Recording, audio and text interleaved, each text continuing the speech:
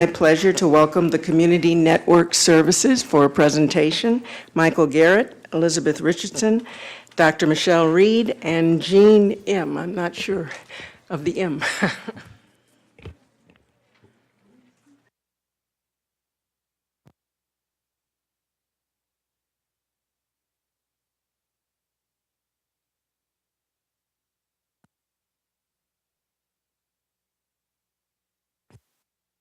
Good evening and welcome.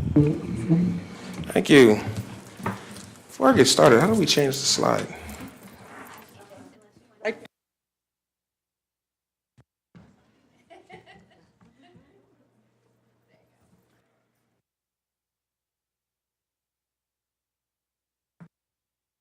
All right, good evening, everyone. All right, my name is Michael Garrett. I am the, let's see.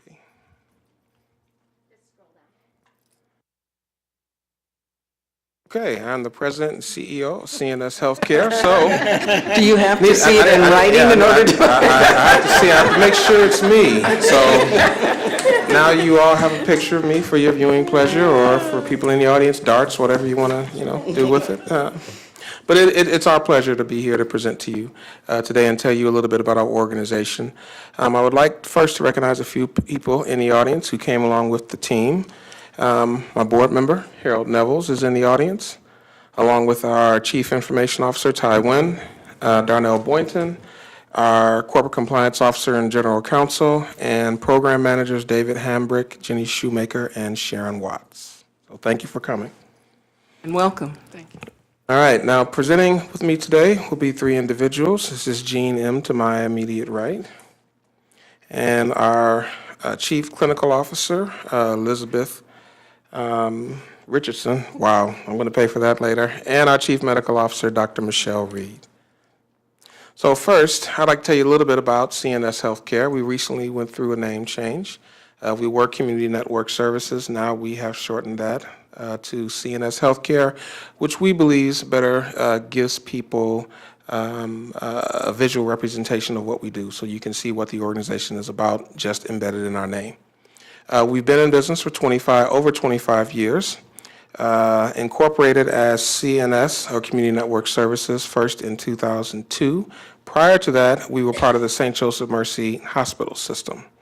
So in the wisdom of the hospital system, they didn't feel that behavioral health care had a future past 2002. And we are all here as a testament to how wrong that is. We offer comprehensive mental health services, substance use disorders, and integrated healthcare services, with our flagship being our partnership with the Oakland Integrated Health Network at our Waterford Clinic, that we see over 1,100 patients in common each year. And it's been a wildly successful collaboration with Deb Brinson and OCHN, and through the leadership of this organization, which made that possible. And I think we've been in partnership with them for a little over 5 years now, and we look forward to another strong 5 years. We are fully accredited with CARF International and have over 260 licensed and credentialed staff utilizing evidence-based practices, person-centered planning, and community-based programs. We service over 3,500 Medicaid beneficiaries annually. This is just an unduplicated count of consumers we serve in Oakland County. We do have other interests in other areas of the state, as well as a private practice where we serve a number of people with commercial insurances throughout the year for their behavioral health care needs. So we have outpatient clinics in Oakland County, clubhouses, as well as drop-in centers that we've had ever since CNS incorporated in 2002. So before we get into handing it over to some of the other more eloquent speakers of the group, we can talk about some of the people that we serve and some of the diagnoses that our people have. So as you can see, there are two pie charts in front of you. One is the percentage of consumers that we serve that smoke and do not smoke. And we've been very successful, as you'll hear about later, with some of our smoking cessation programs and the effectiveness of moving that needle so that we can get even more people into those programs and no longer using cigarettes or tobacco. So the largest group of diagnoses for people that we serve are for substance-related disorders at 33.81%, followed by mood disorders at 32.41%. And that's a breakdown of that over 3,500 consumers that we see each year. Also, we service people with chronic conditions such as diabetes and hypertension. And as you can see, a number of people that we serve do have hypertension. And one of the things that I'm particularly proud about is a federal grant that CNS had, the Primary and Behavioral Healthcare Integration Grant that Dr. Reed or Liz will talk about a little later, that has really helped us move the needle in getting people in recovery from some of these chronic conditions. And with the help of that federal grant from SAMHSA, it has really, in my opinion, helped improve the overall quality of life and health care for a number of people that we serve. Now, these grants are time limited, but the things that we have learned from this federal grant are things that we can apply not just to the people that we serve on the public mental health side, but also in every area of services that CNS provides, including the private side. And these are lessons that we've learned that we would be more than happy to share with the authority so that we can really continue to help make Oakland County the best system in the state for providing services to the consumers that we serve. So with that, I would like to go to my last slide about the number of consumers that suffer from obesity and the number of consumers that have primary care physicians. As you can see from the chart, 90% of the people that we see do have a primary care physician. That number was not always that high. It's because of our commitment to integrated care. And as I talked about before, we really jumped on the bandwagon many, many years ago about integrated care because we did feel that it was going to be the future of the healthcare system. If you really want to get serious about helping improve people's lives, you have to start treating the entire person, mind and body. So our case managers are really skilled at making sure that when somebody new comes in the door or the existing people that we have, that we make sure that we check and see if they are linked with a primary care physician. And obviously our partnership with OCHN has helped make that a lot easier as well. A little editorial comment before I get on to the next speaker. If the system, and not just in Oakland County, but any system across the state and across the nation, quite frankly, if we really want to get serious about helping improve the quality of life for individuals and really want to start embracing the concepts of integrated care and the numerous evidence-based benefits that are already out there that already establish and prove that having a coordinated care system benefits people more than was ever thought before. There has to be an investment into the system to really make this feasible. And as we go forward in this and with our relationship with the authority, we'll be more than happy to share some of the hard, actual data that we've accumulated over the past 5 years to really show, for the first time, in my opinion, tangible, quantifiable numbers about how people's health conditions have improved. And quite frankly, it's dramatic. So with that, I'd like to introduce Jeannie M. Yeah, yes, you are, who's going to speak about her experiences as a consumer at CNS Healthcare. Hi. I know a couple of you because I was active with their Consumer Advisory Committee. So when you were, what's that street called? Is it Updike where you used to be? Okay, so I was active in that. So they want me to tell you my story. I'll just tell you, first of all, they just put M there because they didn't know what I preferred. I have a hyphenated last name, Jones-McNeil, so they just put M to be nice about it. So, I wasn't trying to be one of those kind of people, you know. Oh, call me Miss M. No, that wasn't my intention.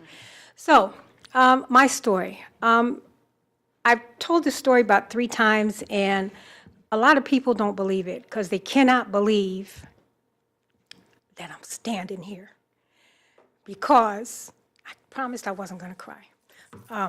What I've gone through is amazing. So I'll start with, I was a business owner in Auburn Hills. I had a computer repair business, a computer consulting business, as well as a computer training business. And I had a contract with Job Corps up in Flint, and I successfully completed that. I think it was about 2 years of that. And I have a very small family, and there was a lot of death in my family. My father died from congenital heart failure in 2008, I believe it was, on Father's Day. Then my mother died 3.5 weeks later, and 6 months later, my husband died. Now, if you can imagine just the death alone, just put into that, I lost my home because my husband didn't tell me it was in foreclosure. And then I'm trying to run my business. I'm still trying to, didn't want anybody to know that I was homeless. So I started living out the back of my store. And my parents were an interracial couple, by the way, so they were married 68 years. So my mother was the only woman my dad ever knew, and my dad was the only man my mother ever knew. So they were a true love story.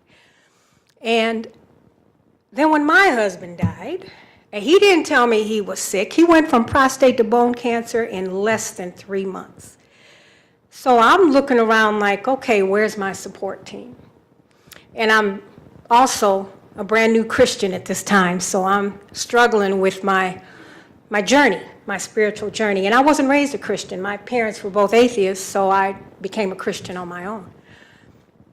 Okay, God, took everybody from me, now what? So, I'm really not feeling God at this point. So I don't remember how I got to CNS. I believe I went through Common Ground, and so they connected me with CNS. And I had this awesome case manager named Marilyn, and she knew what I was going through and knew what I was about to go through, and so she was constantly calling me. Man, she is irritating, let me tell you that, because, I'm thinking, what are you calling me for? I'm not going to no shelter. And she's like, Jeannie, do you know what a shelter is? Yes, I know what one is. I'm a businesswoman. I shouldn't be in no shelter. She said, Jeannie, you're living out of the back of your store in your van. You're going to get caught by the police. You can't keep doing this. So this Marilyn, she reminded me of my mother, because my mother was a social worker. She looked like her, she talked like her, she walked like her. So I just went, I can't do this. I just lost my mother. I can't deal with you. And she said, well, that should be a good thing. I said, you don't get it. I'm barely over the death of my mother, so how am I going to, work with you? So I did get another case manager. Again, not her fault. I just couldn't deal with it because I was having a hard time dealing with the death of my mother. So then I got another case manager, an awesome person. I forgot her name. I think it was Crystal. And then she got promoted. So then I got my current case manager. Her name is Kim Brown, who is also awesome. And in the meantime, I'm mentally going through some things. Of course, I'm in denial. I'm a local businesswoman. There's nothing wrong with me. And I started feeling things, and I started reliving things. And here's Marilyn. Jeannie, you really need to go to that warming center. So I did. I had to stand in a line on the side of the shelter, and 3 months later, it took me 3 months to get in. That's how crowded it is. I got in. And by the way, my 32-year-old son was homeless with me. So he got in first, and he said, I'm not leaving if my mother can't get in. They said, Donald, you don't understand. The men's section is much bigger than the women's section. He said, nope. So we stayed outside the shelter in my van, and I lived out of my van. And my son had a job. So he says, Mom, I stink, and I got to go to work tomorrow, so I need a place to take a shower. So I finally got in, and he got in, and I don't know if you know Elizabeth Kelly. She's awesome, the one that runs the shelter. And I stayed there off and on for about 2.5, 3 years, and it was an awesome experience. I mean, I ended up being part of their guest advisory board to help other guests when they start coming in, and I did some volunteer work there for them. While I was homeless, here was Marilyn. Jeannie, you need to take some counseling. Now, let me explain to you how I know you know how the mental health system goes, but from a consumer, there are some organizations out there that do not work on the individual, and I won't mention any names. I'll just say there's an organization, when I was raped by a pastor that I went to for counseling. He was my husband's best friend, by the way, so he took advantage of what he knew about me. When I went to them, I was told, and I quote, well, you let it happen. You knew that if he knew that much about you, something was going to happen. You the one took a shower in his apartment with my son there. It was a very violent rape. And I went to this awesome organization called CNS. Marilyn said I need to take, first of all, grief counseling. Then she said, there's a trauma group for women. Well, I'm in denial. Ain't nothing wrong with me, right? I'm not in trauma. She said, I think you need this group. Okay, make me. I was totally defiant. I went to that class, and I met some awesome women. And my facilitator, the therapist that headed up the group, was awesome. And what I learned from that class was even though we all go through trauma, it might not be the same trauma, but how it affects us is the same. Then I signed up for a cooking class, Cooking Matters, through CNS, and I graduated from that. And because I'm a vegetarian, so I enjoy cooking. That's one of my hobbies. Some people drink, some people smoke, I cook. And then I also met an organization called Community Housing Network, and they got me housing.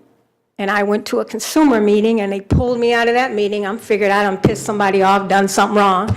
They said, no, she wants to talk to you. She wants to hire you. So I was hired by Community Housing Network. I became the chairman of their Consumer Advisory Committee. Then I became their independent living coordinator, and I was a housing resource specialist. So I did that for a little under 3 years, I think it was. Very enriching. And of course, they got me housing, so, it was a win-win.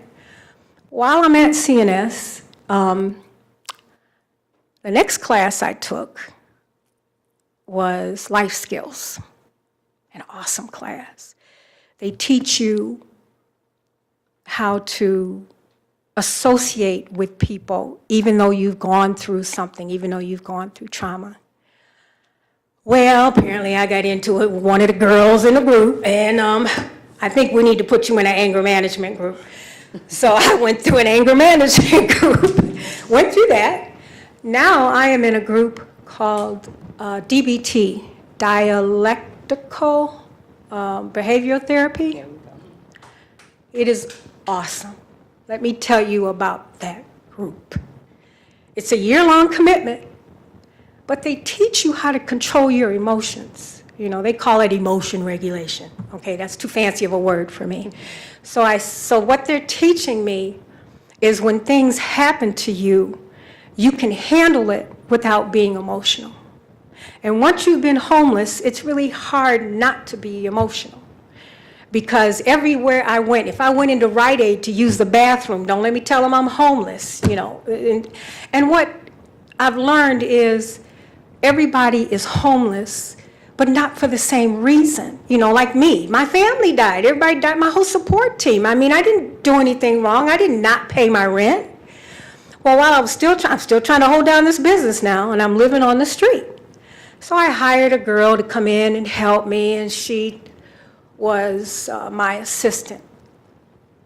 Well, I remember I said I was going through this spiritual journey, and I'm trying to ignore things, trying to say, well, God's not doing this. This is me. I'm just awesome, right? lady walks in my shop and she says, I forgot her name, she said Evangelist something. And my husband had just died, and I said, yes. She said, well, I know your husband, Felix McNeil. So I'm looking at her, she says, well, he sent me. I said, really? And what did he send you here to do? You got a computer for me to fix or what? Because this is a computer repair shop. She goes, no, I have a name for you. She hands me a piece of paper. What is this? Well, that's Mr. Fred Meyer's assistant. You know, the guy who started the Meyer stores, Meyer's 50 Acres. So I'm thinking this woman is lying to me, pulling my leg, something. Next thing you know, I said, so what do you want me to do with this? She said, give him a call tomorrow. I told him about you. I said, so when did you talk to my husband? And she said, well, actually, I prayed to him because, I spoke to him in a dream. The Spirit came to me. I said, you know my husband's dead, right? And she said, oh, yeah, I'm aware of that, but I still talk to him. So I'm new in this spirituality thing, so I'm going, okay, God, what is this you're doing to me? You're playing with my head. So I gave it a week, didn't even call him. A week later, I called him. Make a long story short, I was the first female minority business owner to open up a computer repair shop inside of the Meyer store at 13 and Coolidge. I was only there for 8.5 months. If you went in there, you'd see a purple sign. Purple's my favorite color. And it was awesome. But again, I'm homeless. So me and my grown son, we actually lived out of that store. And of course, we got caught when they found out we were there 24/7. And unfortunately, I had to close that store. And I'm still homeless now. So here's Marilyn. Jeannie, you need to when you go to the shelter, every Thursday, Community Housing Network is there. You need to talk to those people. So I did. And I got housing. I now am in a beautiful 2-bedroom apartment. I have a subsidy. I'm on Section 8. So I got an $850 apartment and I pay $220 a month. And I now have disability. I didn't have any income before. But this organization, Community Network Services, I have cussed out my case managers. You can't imagine what I've said to these people. They didn't give up. They just kind of looked at me and they go, yeah, okay, and? So what? You ain't the only one, I screamed, I yelled, because, quite frankly, I wanted to die. I did not want to do this, my family's gone. I'm from a very small family. I didn't even want to be here. And then here comes God. And God is real irritating, let me tell you right now, because I get ready to do something really nasty, and there he is, tap, tap, tap. And I sat down with, who was it that I sat down with? Jennifer and a couple other people. We had a little meeting, and I had asked for this meeting. So I'm thinking, they're getting ready to tell me I'm a serious troublemaker. That's not what they did. I sat in this meeting, and they said, so how can we help you? And I said, what do you mean, help me? So you're not going to tell me that I'm a troublemaker and you want to get rid of me? Well, why would we do that? And there were some problems I was having because I have asthma, and I'm allergic to cigarette smoke, and I now have Bell's palsy from the cigarette exposure to third-hand smoke. So I'm not understanding what I'm going through health-wise, My mother's not here to explain why everything's going south, So I freaked out. And these 4 or 5 people that I met with, they said, what would you like to see done? And I'm thinking, I'm just one tiny little consumer. What do they care about what I want? Well, how can we help you? And from that meeting, changes were made. We now have the exercise class right next door to where I live at the Pontiac office. I can walk right over there. We have, in the other office, we have windows are opened. There's a fan. The people who smoke, they sit on the other side of the room. I was amazed. I was just amazed. And every time I have a problem, it is always solved. They don't turn away. They don't say, well, you know, you're just a consumer. We got thousands of those. No, they didn't say that. And the interaction that the instructors have, I mean, the exercise instructor is also a yoga instructor, you know, so I learned a little yoga. But that DBT class, I'm telling you, is remarkable because they make me do stuff I don't want to do. And on the form that we fill out, you should see this form we have to fill out every week. It says, you know, how many times did you try to quit DBT? And I go, 5 out of 7 days. Because it felt like college to me. You know, I don't want to do this. I'm done with college. You know, and I don't want to talk about my emotions. Now I don't have any problem talking about my emotions because I got through it, especially what I went through with the pastor. That was very hard for me. So you know I called God every name in the book. You know, how can there be a God and you let this happen? You took my dad, my mom, my dogs away from me, my housing. And what a wonderful person God is because I cussed him out too. And here I am. And God said it doesn't matter. And to be standing here telling you my story is amazing because I don't talk to people about what I've gone through because quite frankly I have, and people go, so I've heard it over and over and over and over again. That's what they say in my building, the women in my building, even though therapy was telling me to share your story. I said, I guess I just shared it with the wrong people because the help that I have gotten from CNS, and I'm not just talking about the emotional help, I'm talking about physically, I'm talking about the drivers. Let me tell you about this one driver. Not his name, I think his name is Ken. Is his name? I don't, W is his last name. Yeah. He would always pick me up first and take me home last. So I said, Ken, why do you always make me wait? You know, I might have something to do after my appointments. And one day he said, because I don't know your life story, and I don't know if these men that are in this van, if you want them to know where you live, but I'm not going to show them where you live. So he constantly, and he does this to all the women. Whoever the women are in a van, he picks them up first and he takes them home last, even if he has to go out of his way. So what does that tell you about CNS, the kind of drivers that they have? I had another issue, real minor. There's a, what is that, dollar store right next to, you know, the CNS in Waterford, and I had bought me something and I needed to return it. Well, I misplaced my ID. I don't know where it is, and Bell's palsy going on. I'm not about to get my picture taken, so I'm kind of vain about that. This one driver, won't tell you his name.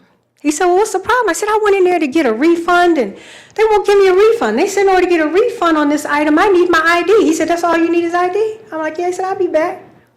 He snatches it out of my hand, walks in there, and come back with the cash. He didn't have to do that.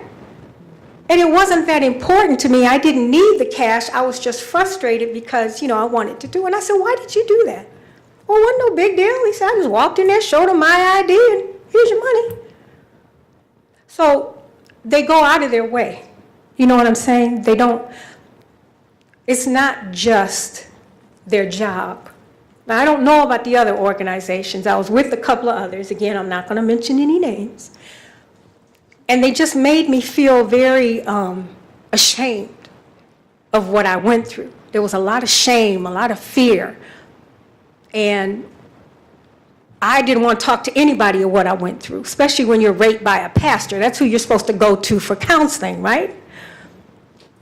CNS didn't do that to me. I went to the women's trauma group. I was among friends. Half the people in there were raped. Now, most of the women were raped in their childhood by a relative or something. I didn't share that with them. But how it is affecting us, we had in common. And they do not, I have learned one thing about therapists. Not every therapist is trained to treat people with trauma. There are therapists and they're good at their job, but they don't understand that I don't answer questions like normal people. You know what I'm saying? I don't do things like normal people. I would never come to anything like this. You know what I'm saying? So I do things different because my trust is not there. They understood that. So you should know what an awesome organization CNS is from a consumer's point of view. And I have gone on to help other people. When I worked for a community housing network, I was very active. I even was on this advisory board for when it was called something else. I was on their consumer advisory committee. And I noticed that there was a change in me. And I really do think it was because of CNS, because they kept pushing me. One therapist even told me, you know, Jeannie, I think you're doing a whole lot less than you could do. I think you're using us as a crutch.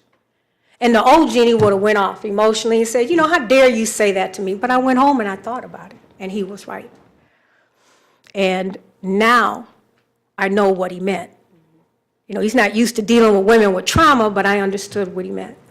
So I thank you for allowing me to tell my story, because it means a lot to me, because I've come a long way. And there was a lot of trauma, but I've gotten over it, and I'm trying to help other people. So, Jean, you're a remarkable person, really. I do understand that you are trying to promote CNS, but I think you are amazing. I think we all share that. Thank you for sharing your story. We always learn from when someone we serve comes before us. Thank you. I'm Elizabeth Richardson, the Chief Clinical Officer at CNS Healthcare. And before I start, I just want to say, Jeannie, I am very proud of you today. You did a remarkable job. And for me, it's a role that I am most proud to be sitting here, because I have sat with you on many occasions, and I know how far you have come. And today is just a testament of your true story, that you are a remarkable person. So CNS, going back a little bit, where we were awarded our PBHCI grant that Michael talked about a little bit earlier in 2015. To date, we have enrolled about a little over 1,000 consumers to date in that integrated health program, and I am so very happy about that. We have also added, as Jeannie has talked about, some wellness activities as a result of that program, of some of the things that she talked about, cooking classes, and we partnered with MSU Extension to provide some of those things to our consumers, and they enjoy them just as much as Jeannie talked about just moments ago. Some of the outcomes that we currently have produced from the SAMHSA grant. We're currently in our 3-year project, and data that we have collected have proved on how important integrated primary care and behavioral health services really are, have really positively impacted the lives of our the consumers that we service at CNS Healthcare. Some of the things that we have done, I just want to give you a few numbers, because I know that we are going over almost at our time, but 51% of our active consumers, I want you to know that their blood pressure readings were at baseline have improved. Of those, 20%, almost 21% show improvement of blood pressure readings, with 17.6 being no longer at risk. So I'm happy about just a lot of the changes that has happened because of the result of this PBHCI grant. 82% of active participants had an at-risk BMI measurement at baseline, and of those, 45% of them now show improvement of their BMI, with 5% of them having no longer to be at risk of that of blood pressure issues. Some of the wellness issues, or some of the wellness things that we have done, again, probably Dr. Reed will talk to that, is we've had success in our smoking cessation, our WAMs, our DBT. A lot of our evidence-based practice groups have been very phenomenal. And some of the other outcomes, if you can see on the screen here, is our blood pressure systolic improved 20%. The BMI improved by 45%. Our A1Cs have also improved by almost 40%. And then our lipids improved at 15%. Awesome outcomes as a result of that. Because we have had such a success for Run with PBHCI, and being in our 3rd year, we became certified through CARF for our BHH home on last year in March. And some of the things that we do are comprehensive coordination of care. We have on-site pharmacy and lab access now. We're co-located with primary care services, and we've developed numerous community partnerships as a result. As a recent thing, this summer, we took on a challenge because we've gotten a lot. We take really viable information from our consumers' input. And so we have suggestion boxes at all of our locations, and we tend to read them often. And a lot of our consumers came back and said, you know, you always give Women's Health Week, or all the things are always women initiatives. So this year we partnered with other community organizations, and us being the lead, and we did a Men's Health Week in accordance with National Men's Health Week this year, leading into Father's Day. And we had national health screenings done that day. We did some hepatitis A vaccines. We offered haircuts. We did drawings. We had food, and we serviced about 200 plus consumers over a course of 2 days. And those things are all listed on our website. You'll be able to see a lot of the pictures on our website. Our clubhouse and drop-in centers, we recently went through accreditation for both our clubhouses, and they both were certified with 3-year certifications with no provisions. They have full certifications, and the individuals at our clubhouses really enjoy attending. I know that you all have probably seen our clubhouse be presented before at the board meeting, but Clubhouse International accredited both of our clubhouses with 3-year certifications. And recent, we partnered with a company called For Everybody, Inc., and we put our hyperlink up here for our access to our Empowerment Zone newsletter. And I have Jennifer, who's going to give you a Empowerment Zone newsletter that features our clubhouse in there. And one of the things I want you to pay attention to later when you have time is some of the testimonials that are provided in there from our consumers who attend the clubhouse when we partner with this particular company. This was a Healthy Minds program that we wanted to have partner with us with our drop-ins and our clubhouses, because they offered a healthy program to our consumers.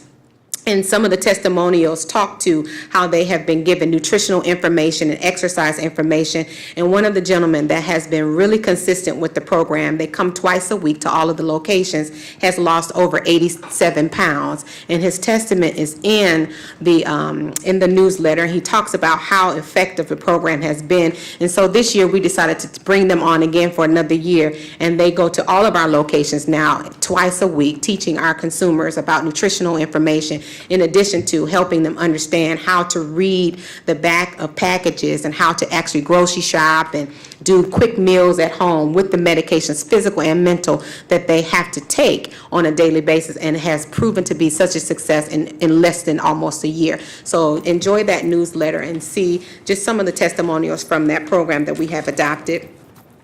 One of the things that we also have in recent, over the past year, have been working with is our school-based services. We now are servicing students in the Wayne County and Oakland schools, school-based services, by providing mental health first aid, first starting with the teachers, and having them be educated on what signs and looks of mental health could look like in the schools, and also providing resources and referrals to parents when they come in and talk to those school social workers who may need some referrals. And so we're there. Oakland schools, we just started to work with Deerfield Elementary School, and we're expanding that in the fall to probably the high school. And then in Wayne County, we have Loyola High School for boys, and then we have Dearborn Academy, which is an elementary school, K through 8th grade, where we're going in and we're talking with teachers and we're talking with the staff there, and having them give us whatever they want and no charge, whatever resources that they need from us as a community mental health. We're offering those services to them at no charge, and providing resources so that the children, if they're having issues with home environments and they're not effectively able to know how to get those resources, we're in the schools helping them. So I digress with my part, and just hope that you enjoy the newsletter that we have given you. Thank you. Thank you so much. We appreciate You have to use the mic. Yeah, here you go. we appreciate working with OCHN on a number of the initiatives we've had this past year, and we implemented a telemedicine pilot. We had a pilot from September to December, and we saw 397 people. And of those, about 163 completed a survey, and 94% of them rated their experience as excellent or good, and that it was a way to provide services to individuals regardless of what site they were and regardless of where the provider was. As you may be aware, the SAMHSA reopened the Certified Community Behavioral Health Funding Opportunity again. We did apply. It was effective on the 9th of July, and it's going to be an expansion grant, and it will allow us to offer mental health and substance abuse services to people who are not eligible for CMH services. So we're excited about that opportunity. We also work with St. John's Health, William Beaumont, and the DMC to advance integrated care. We've offered 32 sessions in recent years and trained over 1,500 staff, consumers, and family members, focusing on things like kidney, heart, and lung disease, sleep disorders, hypertension, obesity, stress management, hepatitis, and healthy eating. And to date, in our vaccination clinics, we have vaccinated over 838 individuals, focusing on the flu, pneumonia, and hepatitis A. One other area that we've been focusing on this past year is to reduce the impact of substance use disorders in the community. We are a licensed substance abuse disorder program. We offer individual, group, and ACT services focused on substance abuse. We do offer medication-assisted treatment for substance use and tobacco use disorder. And later this month, we're partnering with OCHN and the Alliance of Coalitions for Healthy Communities to offer Narcan training in the community. So we're excited about that opportunity. Another area that we look at has to do with the workforce development, and to that end, we're advancing our university partnerships, and now we're clinical rotation sites for Wayne State University, Ferris State, and University of Michigan students. We currently have nurse practitioners, physician's assistants, social workers, and we have our PharmD clinical pharmacists, and I think we're meeting later this month with Michigan State University School of Medicine to have the residents to come work with us, so we're working on that. Okay, we wanted to be conscious of the time of this board. I wanted to say thank you for the opportunity to present to this board and this organization this evening. We're very excited about working with your new CEO, Annette Downey, and helping this board with whatever your vision for the future of this system. We remain a true and committed partner to this organization, and we look forward to the things that we can do with you in the future.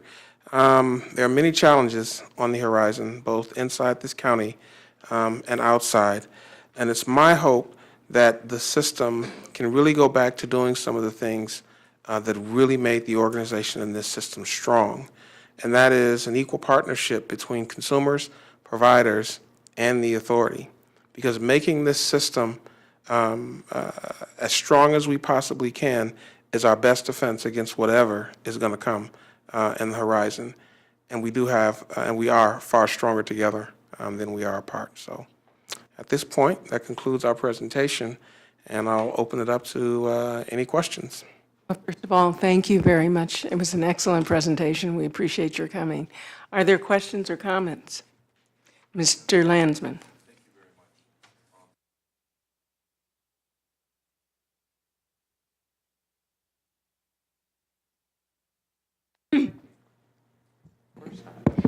Let's try this one.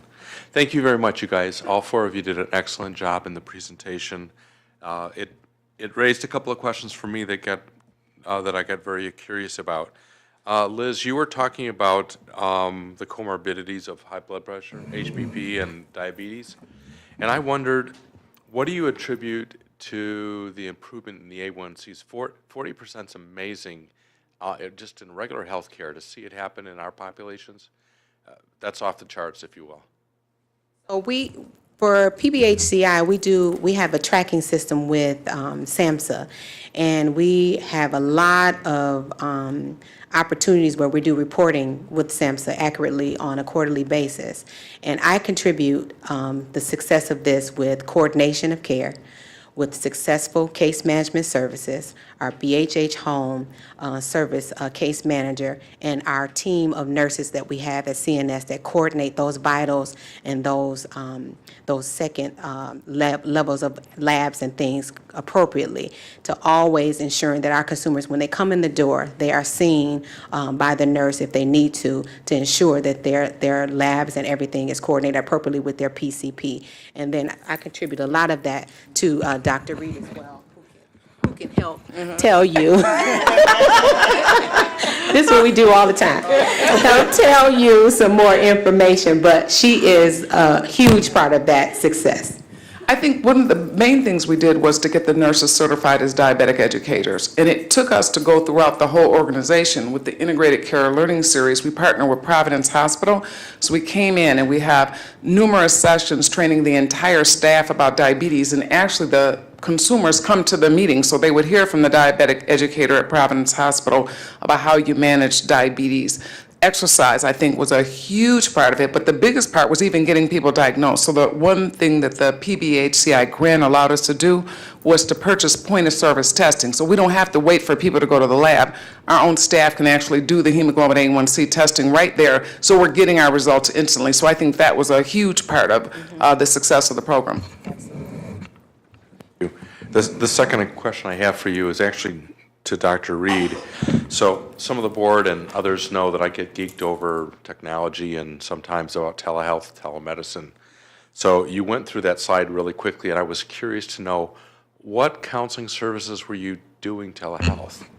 We currently provide evaluation and management and psychiatric evaluations through telehealth, and we're right now in a pilot with OCHN for the provision of case management services. But the pilot I spoke to, it was strictly prescriber services, so evaluation and management and psychiatric evaluations. Psychotropics? Yes, and we currently do it now for emergency coverage. So if we don't have a particular, when you have to go to a hospital, we have physician-run and physician-assisted and nurse practitioner-run clinics. So in order if somebody needed to be involuntary screened for hospitalization, a physician needs to do it. So we provide the emergency services now through telehealth. So if we have a psychiatrist at another building can cover one of the other sites and provide the eval. Absolutely. Thank you. And one thing about the grant for CCBHC, it does not have the same restrictions that the state of Michigan has. So it actually would allow us to use like apps to provide service, and it would allow us to see people in their homes with the telehealth. So we're excited about the possibility of that grant that would allow us to markedly expand telehealth services. I'm glad Dr. Reed talked about that real quick. Telehealth is one of the driving technologies that is going to make a huge impact on how people are being serviced in the healthcare industry going forward, not just on the behavioral health care side, but the primary health care side as well.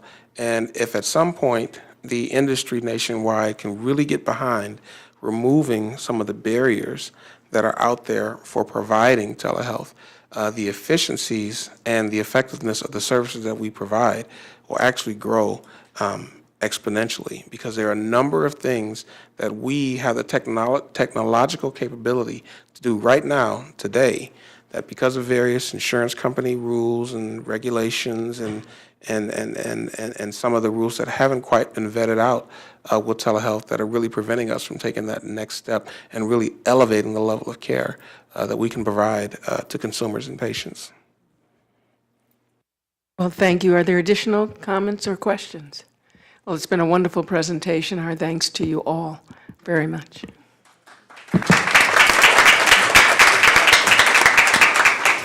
Next, we'll have a series of financial reports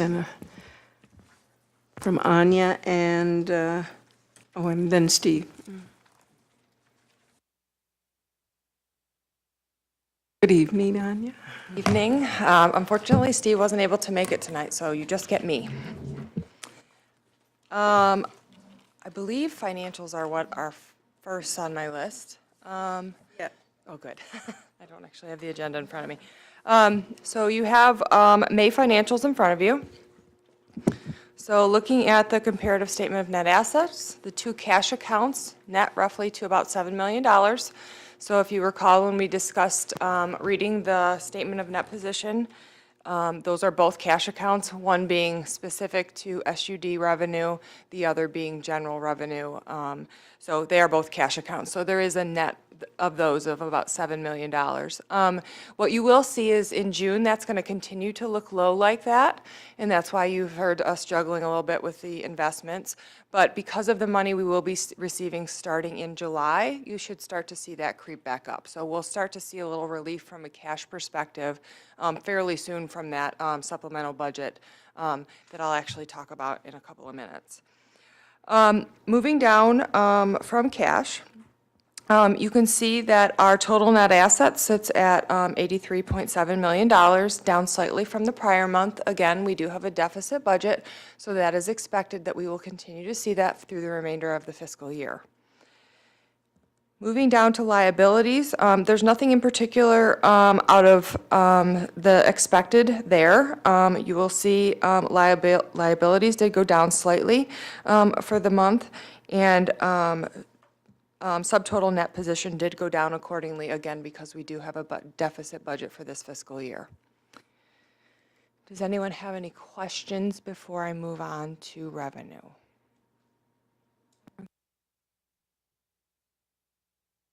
So moving on to revenue, as you know, because we discussed it at the Committee of the Whole, we are going to request approval for Budget Amendment 2 tonight.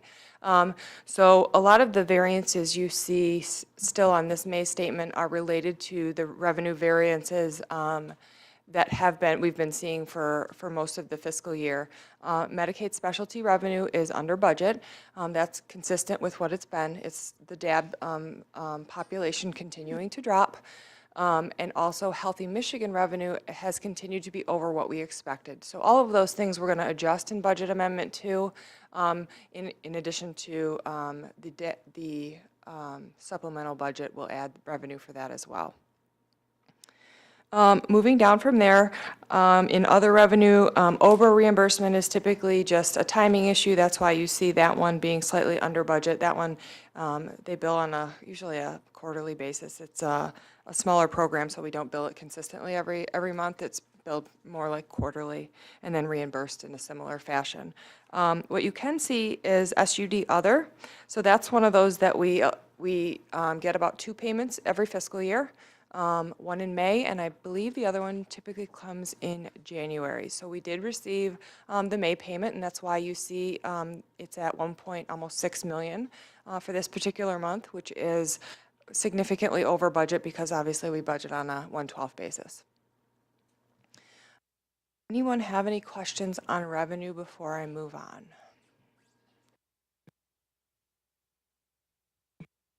Okay, so on statement of activities expenses, what you're looking at through May, the administrative is over slightly. What you see going on there is there were 2 payments in May for our electronic health record, as well as some other adjustments for utilities that were higher than expected. I want to say, was May really hot? Am I remembering correctly? So, because it seems like I remember that one, and that's what I remember reading on the summary information, that the air conditioning was running very significantly. So those are the things that fluctuate month to month that you're just going to see. We budget 1/12, you're going to see on hotter months that those things are going to show. So moving down to expenses, if you look at core provider, adults, and vocational, this is an area that we consistently see a variance. And the reason you see a variance there is 2 reasons this particular month. One, core provider adults is under slightly, and I'll get to why this will make sense in just a second, is going to be under slightly because of that payment we talked about last month that was made a few days early to account for cash flow for a particular provider. And then in addition to that, you see the vocational and non-vocational line that appears to be over. And if you look, it looks significantly over from a year-to-date perspective. But what I want you to understand is because we didn't really start the majority of vocational contracts until January, that was budgeted, that was expensed in the core provider adult line item until January. So it's essentially just because we don't necessarily have we don't split it by vocational until January, really, but all of it's being expensed in vocational, whereas the payment prior to then was in core provider adults. Does that make sense? If not, I can do it again.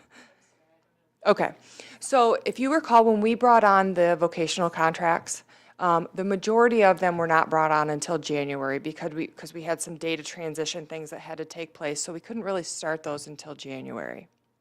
And because those weren't done until January, we added this vocational line in October.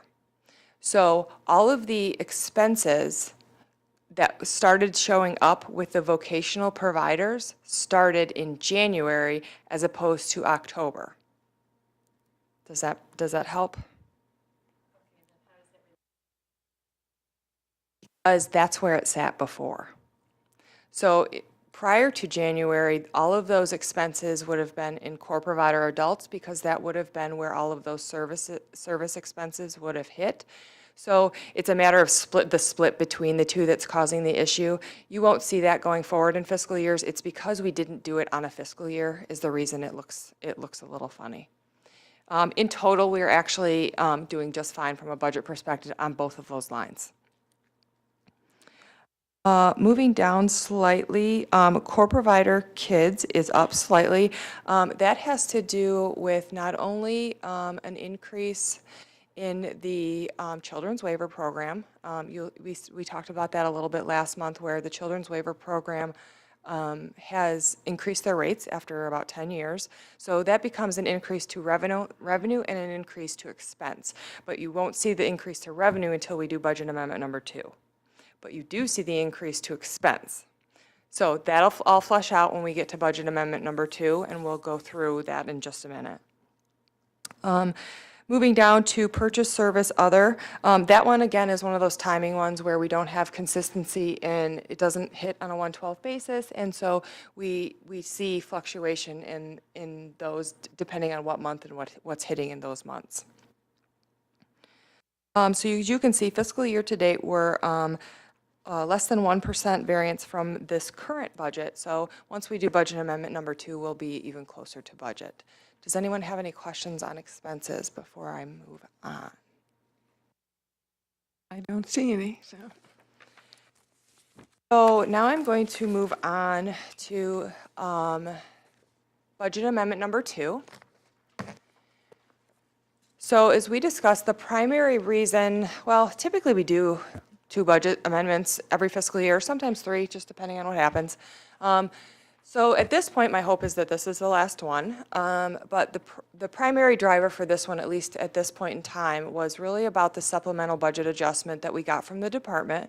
The $60 million adjustment that we ended up getting, what they said was roughly $6.4 million. We are projecting closer to $6.1 million based on our trending.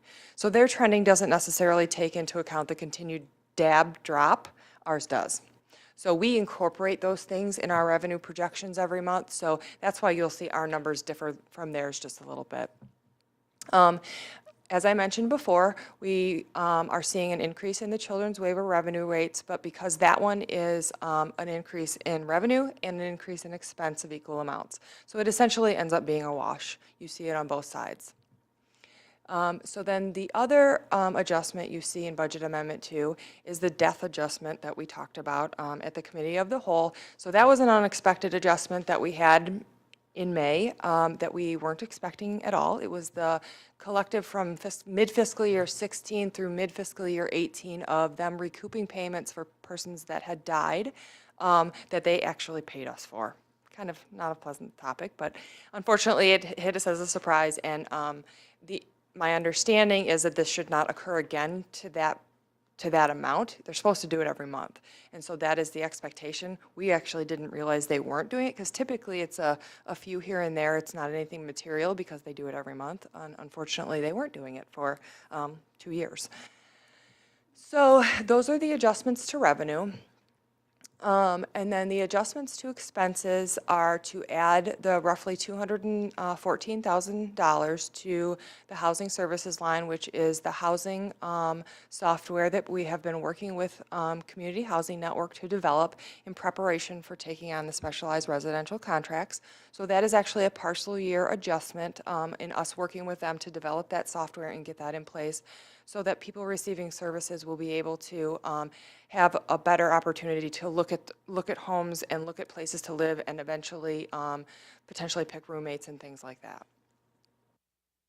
The other thing that was updated in this particular amendment is something that we do at least once a fiscal year is when we originally do the budget, we make assumptions on where the funding splits will be. So Medicaid versus Healthy Michigan versus general fund, things like that. So what was done at this particular point in time was to take the 6-month year-to-date of actuals and update the splits to that. So we see more and more, we are a Medicaid organization where the non-Medicaid expenses are going down considerably just because the majority of the populations that are served are either Medicaid, Healthy Michigan, or some other Medicaid fund source. So those are the primary adjustments for Budget Amendment 2. Does anybody have any questions I can answer about those before we ask for? Mr. Landsman. When we were on the topic of, was it HBSC, where in January you started covering the expenses? Split That's up. vocational? Vocational coverage. Why didn't, while we shifted that for the expense, why didn't we shift that also on the revenue side too? The revenue didn't change. It's where the expense hit that changed. So those expenses have historically been within core provider line items, and we added this fiscal year the vocational line items because our intent going forward is to show you financial statements based on service grouping, for lack of a better term. So just because that did not hit on a fiscal year, it's off because it was funded through core providers for a while versus, so there's a bit of a discrepancy there. We could manually move it, we just have not. So going forward, we're going to have expense split by service. Will we have revenues split by type of service, or will that be by fund source still? So revenue, the way we split revenue will remain consistent because we aren't funded by service type. It's basically whatever people need is what we pay for. So we contract by service type. So that's really kind of our logic and how we've kind of set this up currently. We just made this adjustment this fiscal year because adding some of these new contract types kind of didn't make the old way of doing it make sense anymore. So next year, you'll also see specialized residential and CLS either as one line item or as two. Thank you for the clarification on the early payment from last month. No problem. Yes, Ms. Newman. Probably doesn't matter, but this budget amendment says committee of the whole. Oh, I apologize. That's Isn't it- probably just from the last one. It did not get updated. I apologize. I don't think that affects our ability to vote, as long as the motion is. That said, may I have a motion to approve Budget Amendment Number 2? Mr. Landsman. I'd like to make that motion to approve budget amendment number 2. Is there a second? So moved. It's been moved by Mr. Landsman, seconded by Ms. Newman. May we have a roll call vote? Yes.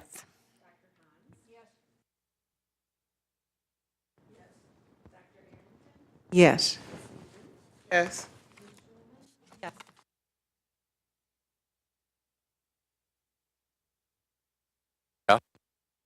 The motion carries.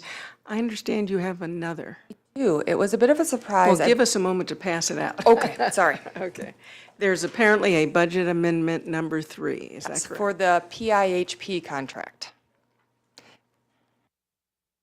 believe we got it yesterday, was that, Victoria? Yesterday. It came yesterday.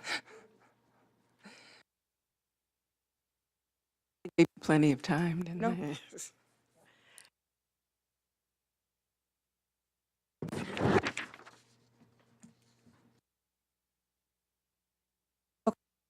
You have in front of you is the PIHP budget amendment number 3.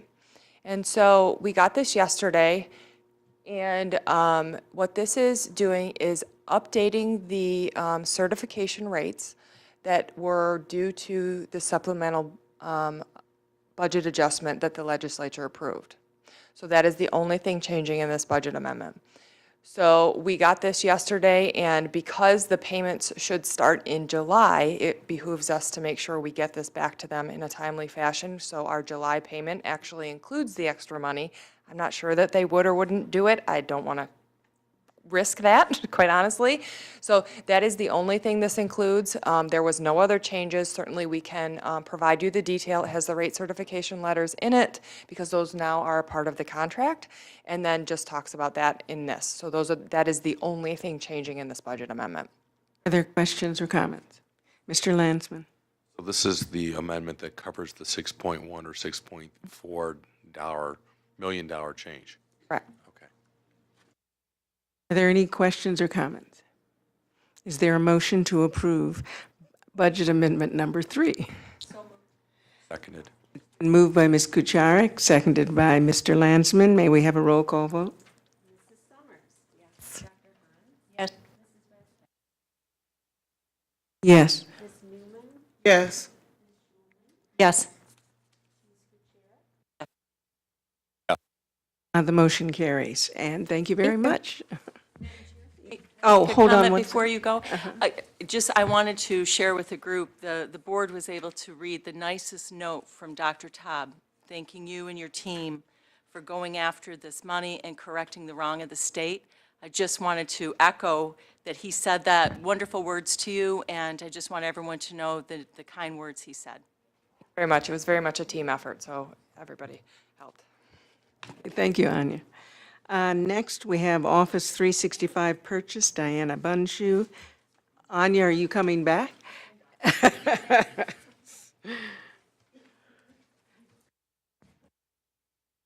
Good evening, Diana. Welcome. Hello. Oh, and Christine, okay. I brought someone different. Decided to change it up. So, good evening. This is a follow-up to the presentation that I made at the Committee of the Whole with Anya regarding the transition to Office 365, including why we are making the move, what the plan is for the move, tentative costs. As I had talked about during that time, that we have put an RFP out in the street. We were expecting to award that RFP. That has been done, and it was decided, because the costs were expected to be over $100,000, that it would need to come back here for approval. So that is what Christine and I are here for, because she has been a member of the RFP committee. So as you can imagine, our IT infrastructure is very important to our communication efforts, which is why Diana had asked that I serve on the RFP. It has been the effort of a very multi-team initiative, so varying levels and varying work initiatives, a lot of input on the way Google works, the way 365 works, the benefits to those. Some of the nuances that we've seen as we're talking about creating efficiencies in the way we do our work, Google and Word do not work well together. When you spell check in Google, you get different responses in Word. Try as we may about sticking with Google. Some of our providers do not use Google at this time. We have a number of providers who either use 365 or have plans on doing so. So we've looked at this from a lot of angles and have realized we do a lot of work in Google. Then we have to move it down to Word, and we sometimes have to start over from scratch. If you see an error in a Word document that was approved in Google, you just can't assume that's the only error. You have to go back to the very beginning. So if you have a 40-page document, you're starting over from the first page and going through. I will say, sitting on that RFP process, we had 3 proposals. We brought 2 candidates back. The questions were very dynamic. They were well-rounded, so they represented every aspect of our business. And we also took a look at creating those efficiencies, working better, communicating better with our providers. How does that improve our communication with people we serve? And that's always our primary focus when we're looking at anything that we're putting out in terms of communication. We ended up choosing Newsoft, and for a variety of reasons, but it became very evident that they understood our needs, where we sit now, now. They weren't trying to oversell us on a product and bring a bunch of ideas in terms of, well, this may be better, but it's going to cost a little more. They said, we've heard you, we understand your system, we understand that you're service-oriented, and in terms of supporting our staff, we've worked on developing Q&As, and they've really, I think, secured our confidence that they'll be with us to work through any of those glitches. And we know there are going to be some anytime you make that type of a transition, but I think their assurance and their ability to guarantee that they'll stand with us and they'll sit with our staff during that go-live time and afterward was very important to all of us. So when I met with you last month, I had on the slide a cost for the provider or for the vendor to be estimated at $110,000. It is at $112,000, but I am asking for approval of $134,400. And that is because in all my years as a CIO and managing IT projects, one of the things that I always do is put in a contingency plan, because you can almost guarantee that you miss something, you will need something, and so that just makes me feel better that I know that that's my budget at the end of the day that I need to work with, and that we are good from a board approval standpoint. So with that, Do you anticipate that you're saying it's a contingency, you don't plan to use it unless absolutely necessary?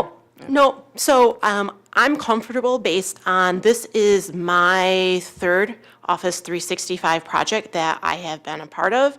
I am pretty confident of the cost and so on and so forth, and I'm confident in my knowledge of the product. So I believe that we will be in there. I think that my contingency was a little high. We could go over, but I don't anticipate using that full $22,000. Are you ready for a motion? May I have a motion to approve the Office 365 RFP purchase? So move. Been moved by Ms. Newman, seconded by Ms. Schulman. Any discussion? Mr. Landsman. Thank you, and I apologize for not being at the Committee of the Whole back in early June for that, to get some insight. So I have, and thank you for the comments you sent back about answering some of these questions.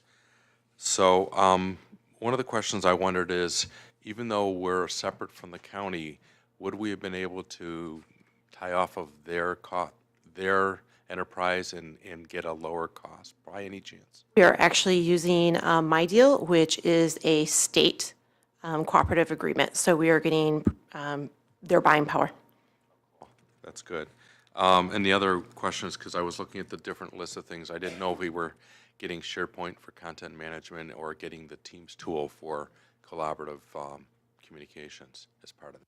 I'm sorry, you're asking if we are? We are. Yep. Both of those? Oh, Yes. cool. Those are really cool. Mm-hmm. And I'm really glad to see us move away from the Google Docs. I found that really challenging, so. Any additional questions or comments? May I have a roll call vote?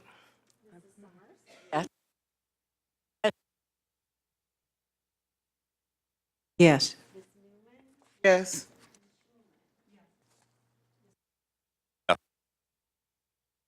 Motion carries. Thank you very much, ladies. Next, we have performance indicators. Marquita Massey. And apparently someone else. Good evening. I am Evening. here with John Buffedes. John is a new staff on my team.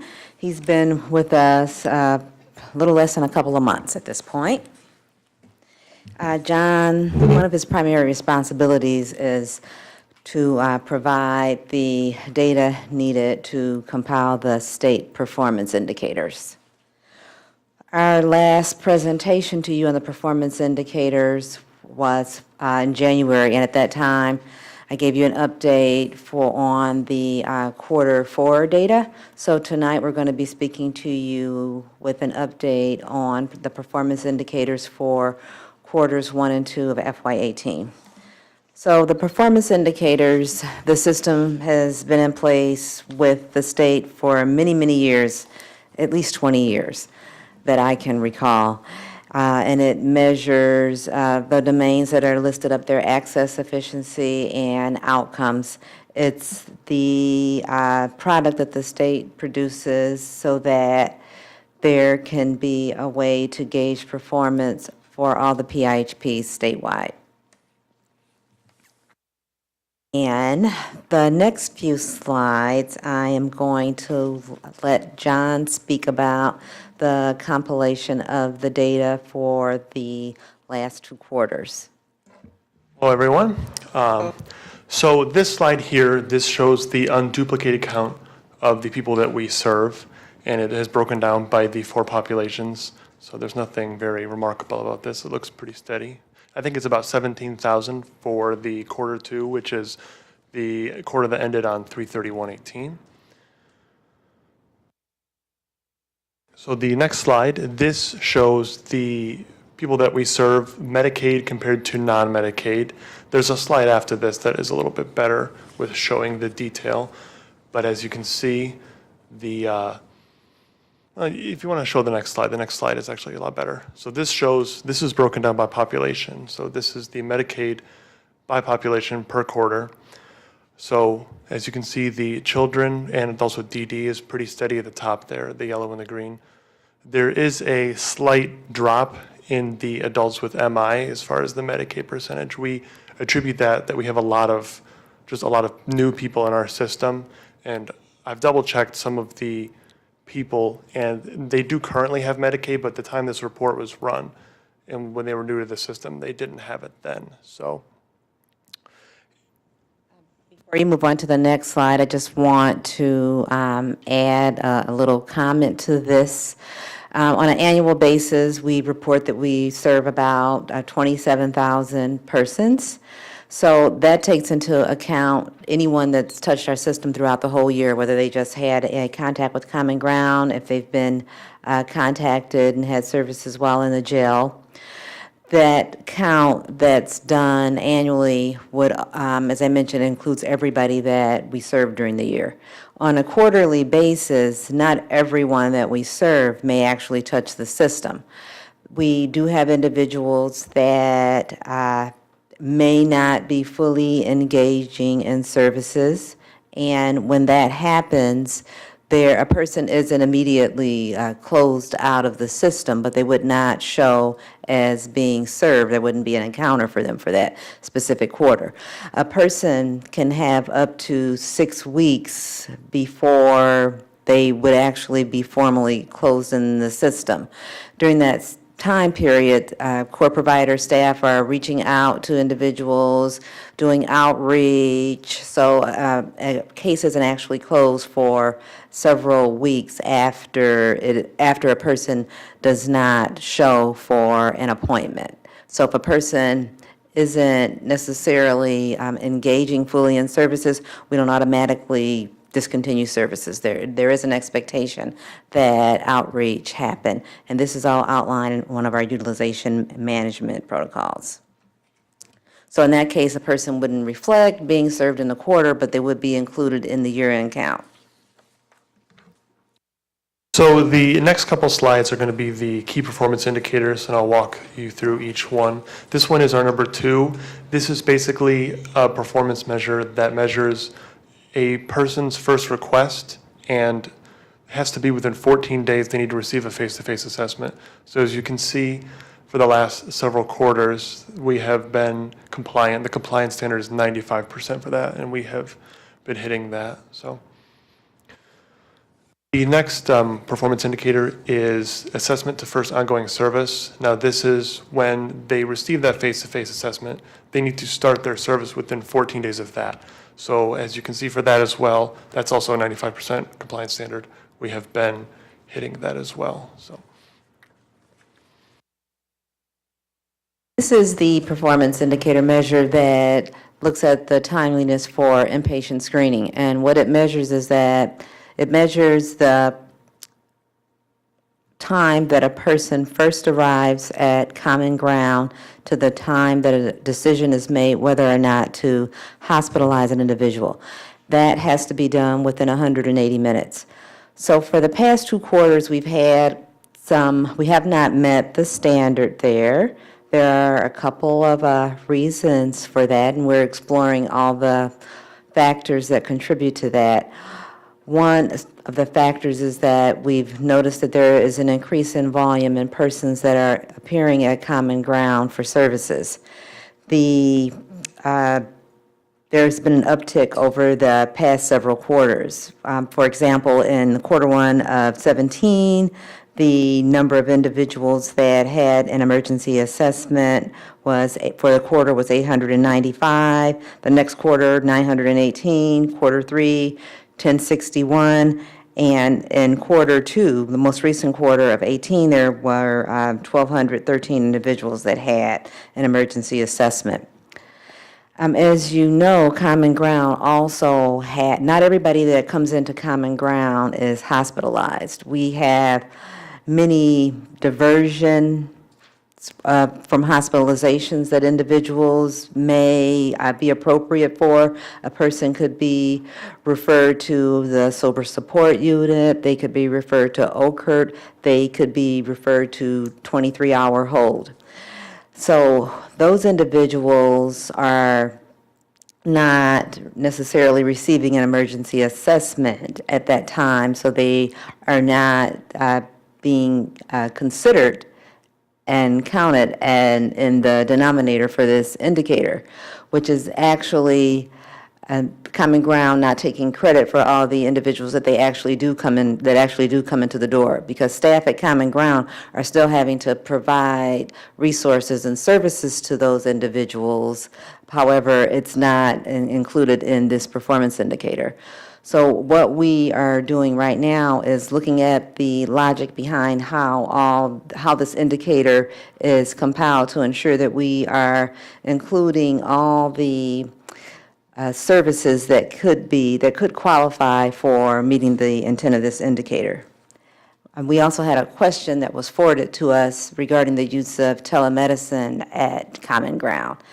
And Common Ground and OCHN, we're not opposed to that. You just heard a presentation from CNS talking about the utilization of telemedicine. The concern that we have come up against is that the hospitals are a little reluctant to take that responsibility on. That there was initial concern about our doctors having to be in panel with the hospitals. Common Ground and OCHN, we were not opposed to that, and when we came to the table and said that we were ready for that, we were not able to get a commitment from the hospitals to take that on. And it appears that a lot of that is due to concern over the legal matters and risk. So that's something that I understand that we may be exploring more, but it's not something that we've been able to put into place right now. So this is another performance indicator. This is what this measures. It measures when someone is discharged from the hospital. Within 7 days, they need to be seen for follow-up care. The compliance standard is the same, it's 95%. And as you can see in the quarter that ended in 9/30, there are a little bit of we didn't meet those standards, but the last 2 quarters, both population groups did meet the standard for that one. And then the final performance indicator that we measure has to do with inpatient recidivism. This basically is when someone is discharged from the hospital. We don't want them to come back to a hospital within, at all. So if someone is discharged and they go back to a hospital within 30 days, that is calculated. We want to keep that percentage under 15%. And as you can see, both populations did, they were below that 15% standard for that.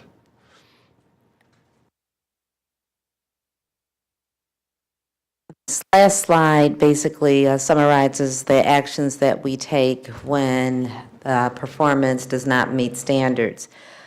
For this quarter, we met or exceeded all the standards with the exception of the timeliness indicator. So we are working with staff here at OCHN and also with Common Ground to ensure that we are taking credit for all the persons that actually walk into the door at Common Ground for services. We will be developing a performance improvement plan and documenting our actions to address what we are going to do to work towards approval, work towards improving performance on this indicator.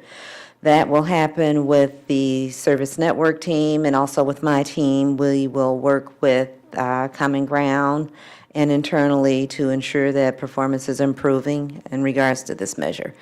This is a measure where we have a dashboard that Common Ground can use to continually assess their performance. The dashboard has been very helpful to help manage this indicator, so we will probably have to make a couple of tweaks to that dashboard to ensure that we are capturing all the information that we need.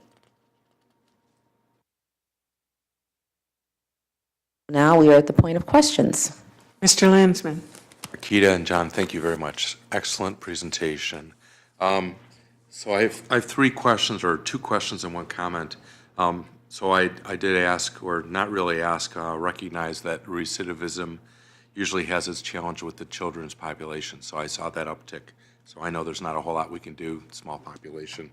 What I didn't know, and so thank you for clarifying that, for the inpatient or for the assessment for inpatient, the 3 hours, the inpatient screening, I didn't realize that was that happens on site at the Common Ground. So obviously telehealth isn't something that would make that work better or anything. So thank you for clarifying that for me. And then as well, thank you for clarifying how we came up with the counts of 27,000, 14 or 15,000. That does get a little weird. It always seemed like we serve more than that. So we have a lot of folks.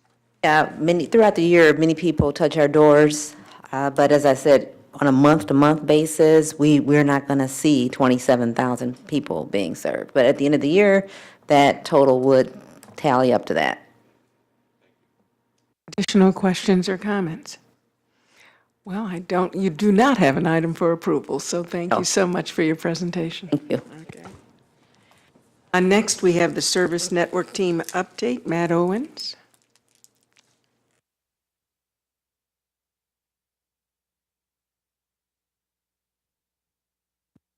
Good evening, Matt. Good evening, everybody.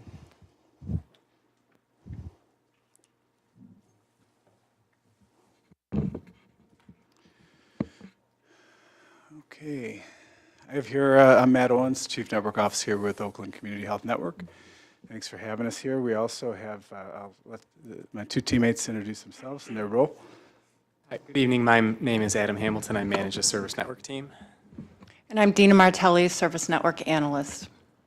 I wanted to come and provide an update. As part of the S&T update that is typically provided, we've been trying to target more specific topic areas based on the requests of the board and looking at areas of interest that you may have. I know that we have come to the board, I myself have presented a couple times to talk with the board of the committee of the whole about some of the specialized residential and CLS RFQ process that we have in motion. We've talked about that over the last year, so we thought today would be a good time, giving some of the process and progress so far, to give you an update. Just to provide a recap, this is the third major contracting process and reprocurement process that we've gone through over the last year and 3/4 or so, I'd say.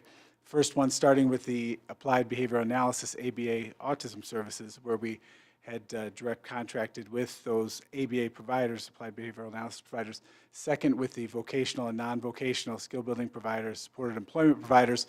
And now we're moving through the process currently with the specialized residential services and the community living support services. For the board's knowledge and the public that may be watching, specialized adult foster care providers are specialized AFC homes, or adult foster care homes. These are folks that are licensed. They have a specialized certification. The size of these homes can vary. Typically, they go anywhere from 4 residents living in, sometimes up to 16. I think we maybe have a 20-bed home in our system, but we try to stay around, 4 to 6 bed capacity for most of the homes. So we in looking at this process, we know that there's a few different reasons why we started doing delegated contract return back to OCHN. Some of that is in line with some of the discussions we've had going back to 2013 that we've talked about with the board and with the public around alignment with some of NDHHS's requirements and looking for network efficiencies and reducing administrative duplication and creating efficiency, as well as aligning with CMS and some of the Medicaid managed care rules with disparity in rates between providers of like services. So we have progressed down that line. This falls in line with some of that too. Of course, with those concepts in mind, we always like to take chances of looking at these processes a little more deeply and always consider how this is going to impact a person served as we're going through the process. And as we did this, I recall even speaking with Willie when we started to undergo this, and he said, when you go back and you work with the teams, make sure you keep in mind a couple of things. One, look to make sure that these decisions you're making are going to be in the best interest of persons served, and that they're going to, two, improve the services in the network. And so we had these at the forefront as we were planning. For this process specifically, and I won't go into depth with the other services, but for specialized residential and community living support services, a few things that were important we wanted to make sure that we did. One, we only wanted to open the reprocurement process up to existing contractors that are within our network providing services. We did not want to open this up as a competitive bid at this point, where outside entities that are not currently providing these services within our network would be able to bid. So we did what's called the RFQ, or Request for Qualifications process. There are different methods in how you can do reprocurement. People do it with request for proposal, RFP, RFIs, and different things. We wanted to do it this way. We felt like we could have a little more control over the process, streamline this process, and make it easier for the providers. Some of the providers in these lines of services reported to us that they had not completed procurement for quite a while, or that their lack of knowledge would maybe challenge them through it. We wanted to make this streamlined and an easier process, and we feel like we really did this as we went along. So the RFQ was released, and in advance of that, I think it's also important to impart that we felt like it was very important to collaborate with the providers and the community and persons served as much as we could before we enrolled it. It's always best when you're trying to enroll an initiative to try to get as much alignment, buy-in, feedback, and so forth, so that everybody's working towards a shared interest.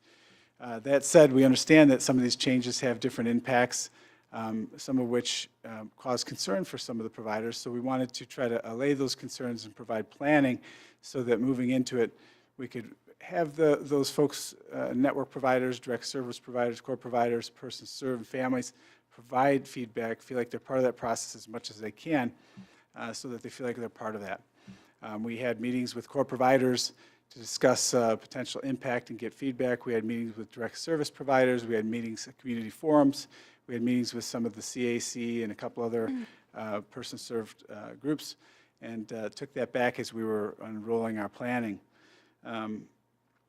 The RFQ was released, and that came out in March. From that point, Adam Hamilton was the lead in doing some of the pulling together the teams and the procurement committee. He's going to take it from here and talk a little bit about how that unfolded with the release and the amount of providers that were contacted and so forth. So like Matt stated, we did release this in March. The responses were due back mid-April. At that point, we had formed an evaluation committee and established some processes to review the responses. And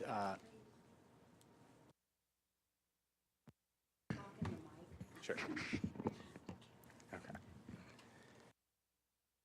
Okay. Between March and April, we had developed some processes for managing this, pulled an evaluation committee together. We knew that one of the challenges going forward with this was going to be managing the volume. We sent that RFQ out to 145 providers. We used some data that we had based on paid claims to determine who those providers were. And obviously, between the time we pulled that data and then sent this RFQ out, some changes were happening in the system. Changes are still happening on an ongoing basis in the system as providers are adding homes as they need to. Core providers are continuing to contract as they need to because they are still managing this line of service. So one of the challenges is that this is kind of a bit of a moving target for us. Nevertheless, 145 providers received the RFQ. Since getting into this further, we've realized that 27 of those providers are probably not going to be moving forward. Some have informed us they've merged with other providers, they've retired for various reasons. They are no longer serving individuals in Oakland County. So we were able to kind of whittle that number of 145 down. I believe we're somewhere in the neighborhood of 115 providers now. I think 118.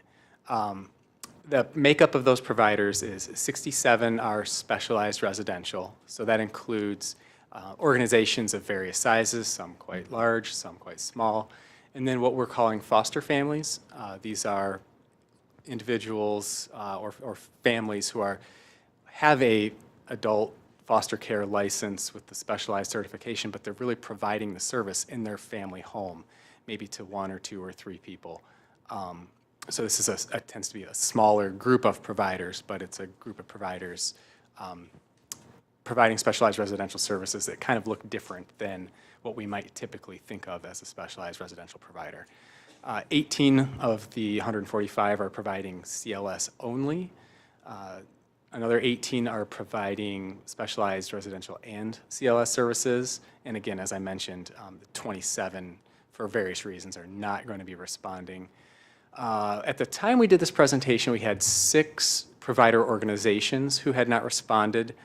So since last week, that number, I believe, is down to 1. And we had 9 foster families who had not responded. I believe that number is down to 5. So we're kind of chipping away at some of the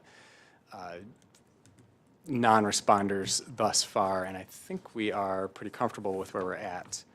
A couple things just to add to what Adam had shared, and it may be helpful. I know we left CLS on the item above, and I think I had spelled it out as community living supports, but to be clear for the board and for the public, specialized residential I had shared was adult foster care homes.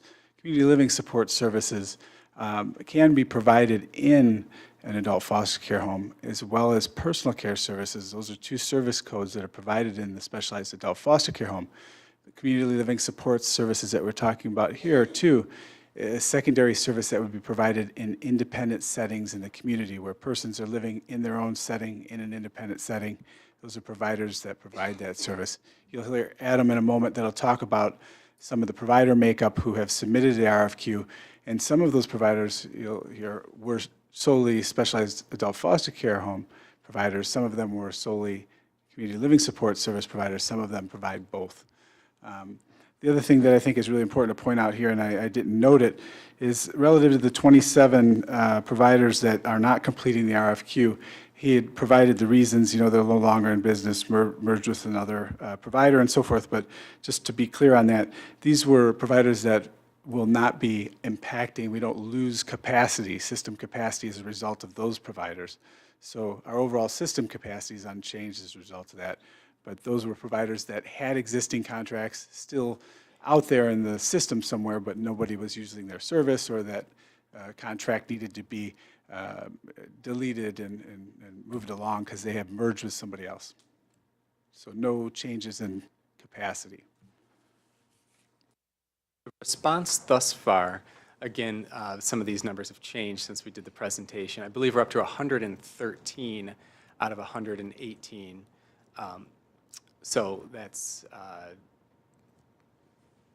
in part because we've been able to make contact with several of the providers who had yet to respond. 65 of those providers are specialized residential providers, and this includes the foster families who I described before, 19 providing CLS only, and then some providers, 19 more, providing both specialized residential and CLS. As I mentioned on the last slide, we still do have some non-responders out there, although that number has dwindled down considerably. I think we're down to 5 or 6, like I mentioned.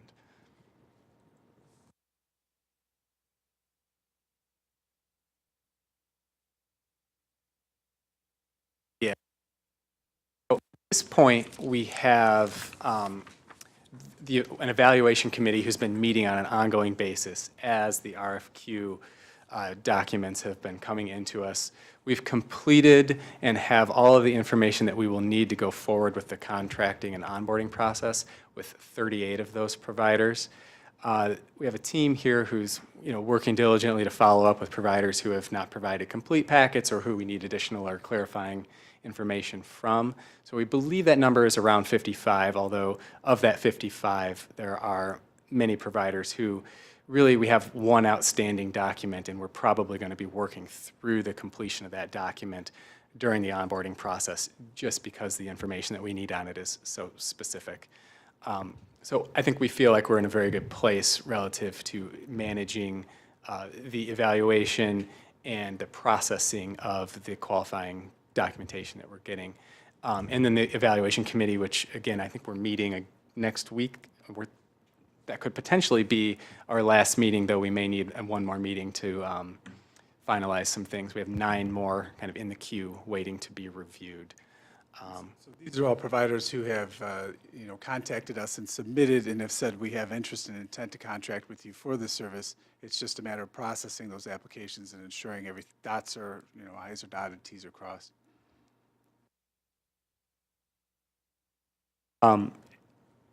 We have folks from our contracts and procurement team who are supporting us in doing some ongoing outreach to providers who we need additional information from, to providers who have not responded.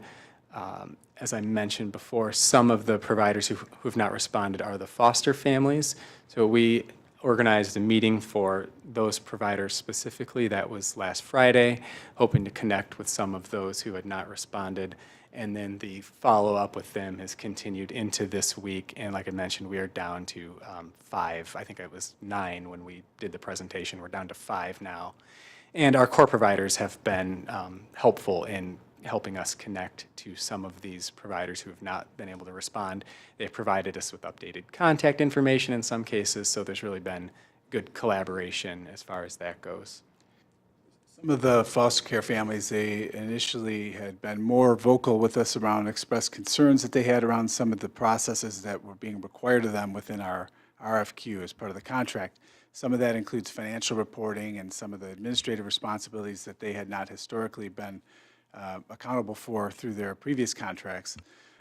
We had met and talked to some of them. I personally also talked to about 4 or 5 of those families myself after some of the community forums that we had. We have engaged some of them through the meeting that have come in.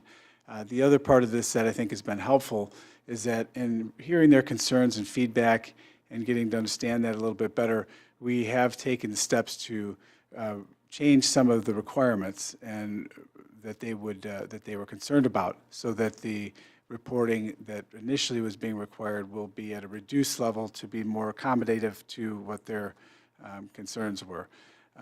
We intend to do that across the board with some of the other providers. That helps with some of the other concerns some of those specialized adult foster care providers have shared with us around some of the administrative concerns they had with contracting with us. So I think that's going to level off some of the foster care concerns that we have had with them wanting to contract with us. We just got to get them to a table again and talk with them, and I think some of that will hash out. I have some contact points that Dina has provided to me. I'm going to make some personal calls with them and just try to make whatever assurances we can to work with them to a resolution. I'm just going to talk a little bit about planning and safeguards, though, should any issues come up with regard to any necessity to do transition planning. Early on in other meetings, we had shared that through this process, what we're really trying to do is take the existing network of providers that we have contracts out there in the system for and port those over, return those delegated functions to us, and try to hold on to as many of those contractors as we can. We understand, though, that through that process, there could be issues that occur where perhaps a provider says, I don't want to contract with you for whatever reasons. Of course, we would try to resolve those in whatever way we could. We also could have some concerns where Through the process of reviewing their application, we find there's concerns that won't allow us to contract with them, such as no longer having a valid specialized adult foster care license, for example, which would not allow us to contract and then reimburse with Medicaid dollars. Or we find issues with rights violations or something like that. Those kind of issues, of course, would be things we wouldn't want them contracted with us for in the system, whether we were doing the direct contracting or not, because of risk issues and liability and so forth. But if, we're not anticipating those things occurring. However, if they do, we wanted to just safeguard. One of the things that we learned about through the voc, non-voc part is that we want to cover our bases as much as we can. And while there is existing language for transition planning through the core providers and protocols for that, we wanted to account for it here. Dina's going to talk a little bit about what we have for that right now. We realized early in the fiscal year that if we were bringing on residential contracts, we were going to need to have some guidelines for if people needed to move. So we started working on a formal utilization management protocol for residential transition. And if we could click on the link, we could take a look at that. I won't spend a lot of time on it, but if we could just kind of briefly look at it, it'll give you some idea of the procedure that we will follow in the event that people need to. No link. Okay, so, all right, so let me just give you then a synopsis of what's in that protocol. So we really wanted the protocol to be driven by the individuals served. We wanted anything that had to do with the move to be regarding their choice. So what you'll see in the protocol is you're going to have a number of reasons why people might move. It could be because they choose to move, they just want a new home. It could be because there's contract issues. It could be because of an emergency with the provider, any number of things. And the protocol outlines what the current provider would need to do, what the new provider would need to do, and what the case manager supports coordinator would need to do. And that would all be supported by OCHN. The service network team would be supporting that. There's also attachments in the protocol. So one of the attachments is questions that an individual might want to ask a new prospective provider and the potential housemates. Another attachment is all the items that a case manager supports coordinator would need to send in a packet to a new provider to make them familiar with the individual. And then also there's a move checklist for the individual and their family and the case managers and the residential settings. Everything that anyone involved would need to do to be prepared for the move. And that would include things like making sure that the funds are moving from one home to another and making sure that things are packed in a timely manner and our days being requested to take a day off work so I can, be present during the move, things like that. And then lastly, there's a blurb in there about, oh, is that it? Yep, we've got it up, okay. And then lastly, there's a blurb in there about vacancy management. And OCHN is working on vacancy management with CHN right now, and I think we're going to touch on that in this presentation as well. So we'll be filling in the blanks there as we move forward with CHN. So that being said, we have the residential transition protocol. The residential transition protocol was not developed specifically for this process. It was developed in the event that anyone needed to move at any time for any reason. However, if someone needs to move because they have not completed the RFQ application, they are not going to contract with us, we may not be able to transition them by 10/1. And because we want to adhere to our new protocol, it may go beyond 10/1. And we are willing to do temporary agreements with current providers if that's the case, so that we can take our time and make sure that people get choice in where they move to, and that all their clinical needs are met as well. And through that process, there are steps where nobody needs to get displaced or lose their home as a result, and things like this. We saw some of those types of concerns pop up from VOC, non-VOC process we went through, and we did do transition planning and through that process. And through this process, no one would need to be displaced. We can sustain agreements with providers so that that doesn't occur. Of course, we want to transition everything smoothly and timely, and we intend to. We're taking steps and at a point of dedicating staff to do that if needed, but we think things should go pretty smooth. Everybody hear me okay? I think a couple things that are probably helpful to talk about related to the transition is some of the finances or the dollars, without getting into too much specifics of the finances, and we can get to that at a later date. I did want to speak a little bit and reaffirm that we are holding to what was previously spoken about in multiple settings, the forums and board and committee of the whole, that we intend on standing by our budget neutral commitment, and so that the providers will be able to sustain a budget neutral change as a result of contracting with us. We're working on getting that established now, so that we're heard of concerns with the providers. We're setting up fee schedules in our electronic health record, and working on that so that that should be a smooth transition for those providers. There are some outstanding concerns some of the providers have shared. Some of those we've taken off the table. Example, some of the providers have said there's some increased administrative costs associated with this because of the additional reporting. Well, we've reduced the amount of reporting, so that takes some of that off the table. Maybe not all, but some of it. There's a concern, we're talking with them about some of the insurance requirements and a couple other things. So overall, we're working with the providers to try to take off the table the concerns and try to make this as smooth a process of transition as we can. We talk about this too. The questions come up a few times about administrative dollars within the network and how that's going to change.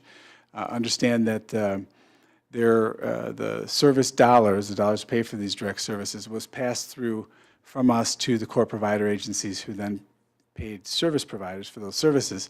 Administrative dollars were associated with those lines of services at the core provider agencies. So we have to account for that at some point. As part of the MDHHS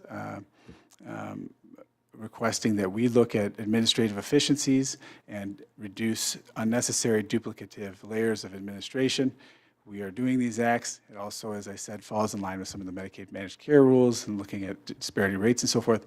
We do anticipate there will be some administrative shifts that will need to occur with some of the core providers. We've had meetings with them and discussed some of that, looked at some of the staffing associated with those functions, and are still in discussions with them. Nothing is finalized, nothing is concluded. The piece that ties to that too is, well, from OCHN's perspective, what would you be taking on in terms of staffing to manage these functions? And we have done an assessment internally of that, which has involved information obtained from the outside network, from core providers and so forth. And we have brought on a couple of staff to assist with that. We have a couple more that we will need to bring on to continue to assist with some of those functions. Keep in mind, though, this will be to a greater efficiency than what was being allotted out within the network to be able to manage these service lines moving forward than what staff was allocated throughout the system historically. Dina's position, for example, is one of them. And the benefit of Dina's position is that she is looking to lead this initiative moving forward, which is going to be including a lot of the things that she's talked about today, but going to each of the core providers and creating consistency in the processes for the referrals, for the documents that are needed for the referrals, to the communication plans that are going out with that, and aligning internally with our teams to make sure everybody's on the same page, obtaining feedback and input from the providers that are involved, including the core providers, including the direct service providers, and also ensuring that when she's going and having those communications with those core providers, that as part of that process, she's also ensuring that as much as possible that we're sustaining the positives and the things that we're working and the successes that they have working with folks that are in those settings and in those service lines. So we don't want to lose that. Through this transition, some of the core provider leaders have said, hey, we understand you're working through this. We'll work with you and partner with it. We've had some good partnerships with some of the core providers in gaining information on this. A couple have said our main concern is we just want to make sure that services don't get diminished, and that some of the things we have going on at our core providers, at our organization, are sustained. So we want to honor that as much as we can. So Dina is working on that as well.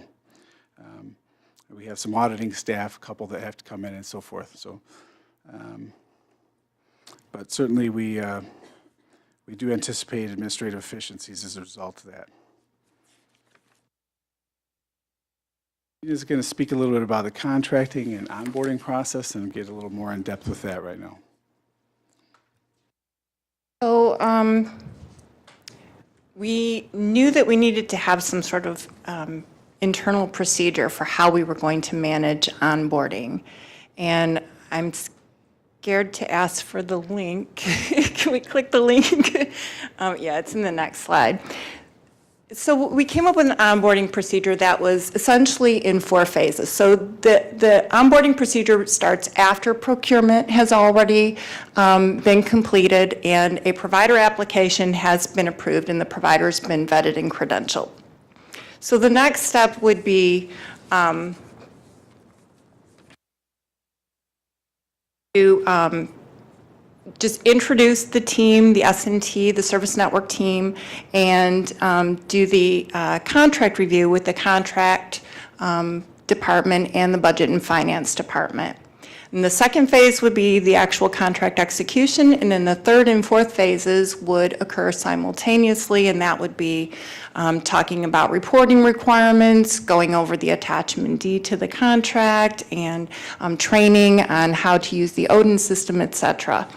For purposes of onboarding this group of providers, the second, third, and fourth phases are going to occur simultaneously just because of the volume, and we have a deadline that we have to work with. So we're going to be doing the contracting and all of the training and the other onboarding pieces all at once, and that's going on right now. We're working through that now. And then just, you can see the protocol. It's just broken down by what the responsibility of each department is and who's accountable and timelines for getting those things done. So we do have that in place. That I think is really nice about this process is, and we had heard this from the VOC, non-VOC providers when they came through it, so we had an onboarding process for them as well, is it's, you know, Dina had outlined some of the divisions that people will be interfacing with, whether it's billing or the contract piece and so forth. When we do that and we bring them aboard, we have them, those providers, introduced to the point contacts from those divisions and provide them with contact point, contact information so that they have a clear line of communication for technical assistance and being able to come to somebody specific when they need that specific problem. It helps them feel a confidence level when they're coming in and trying some of these new changes. I think that really is very helpful. And our plan is to have all of these steps in the onboarding procedure completed by September 30th, which is the day before the start date of the contracts. The thing that is just noteworthy too is through that process and engaging with those providers, which being open about it, we haven't always had the close connection with or the direct connection with. It does allow us as an organization to work with some of those providers and aligning more closely with our values through OCHN and our mission and values, and discussing some of that through those onboarding processes. So even though we have this wonderful procedure in place, we thought it might be a good idea to do a pilot onboarding. So we have selected 16 providers, 4 of which are CLS providers and 12 are residential providers, to do an onboarding pilot with. And these providers were selected strictly on the basis of the fact that they had their applications completed and approved first. And we thought 16 was a good number that we could do for a pilot. So the pilot was kicked off on July 9th. And we're just starting right now. We've sent out our vendor packets that our accounting department needs to process payment. We're making sure that everyone has access to our OCHN system. And then we're just following up on our disclosure forms to make sure there's nothing missing in the disclosure of ownership and controlling interest.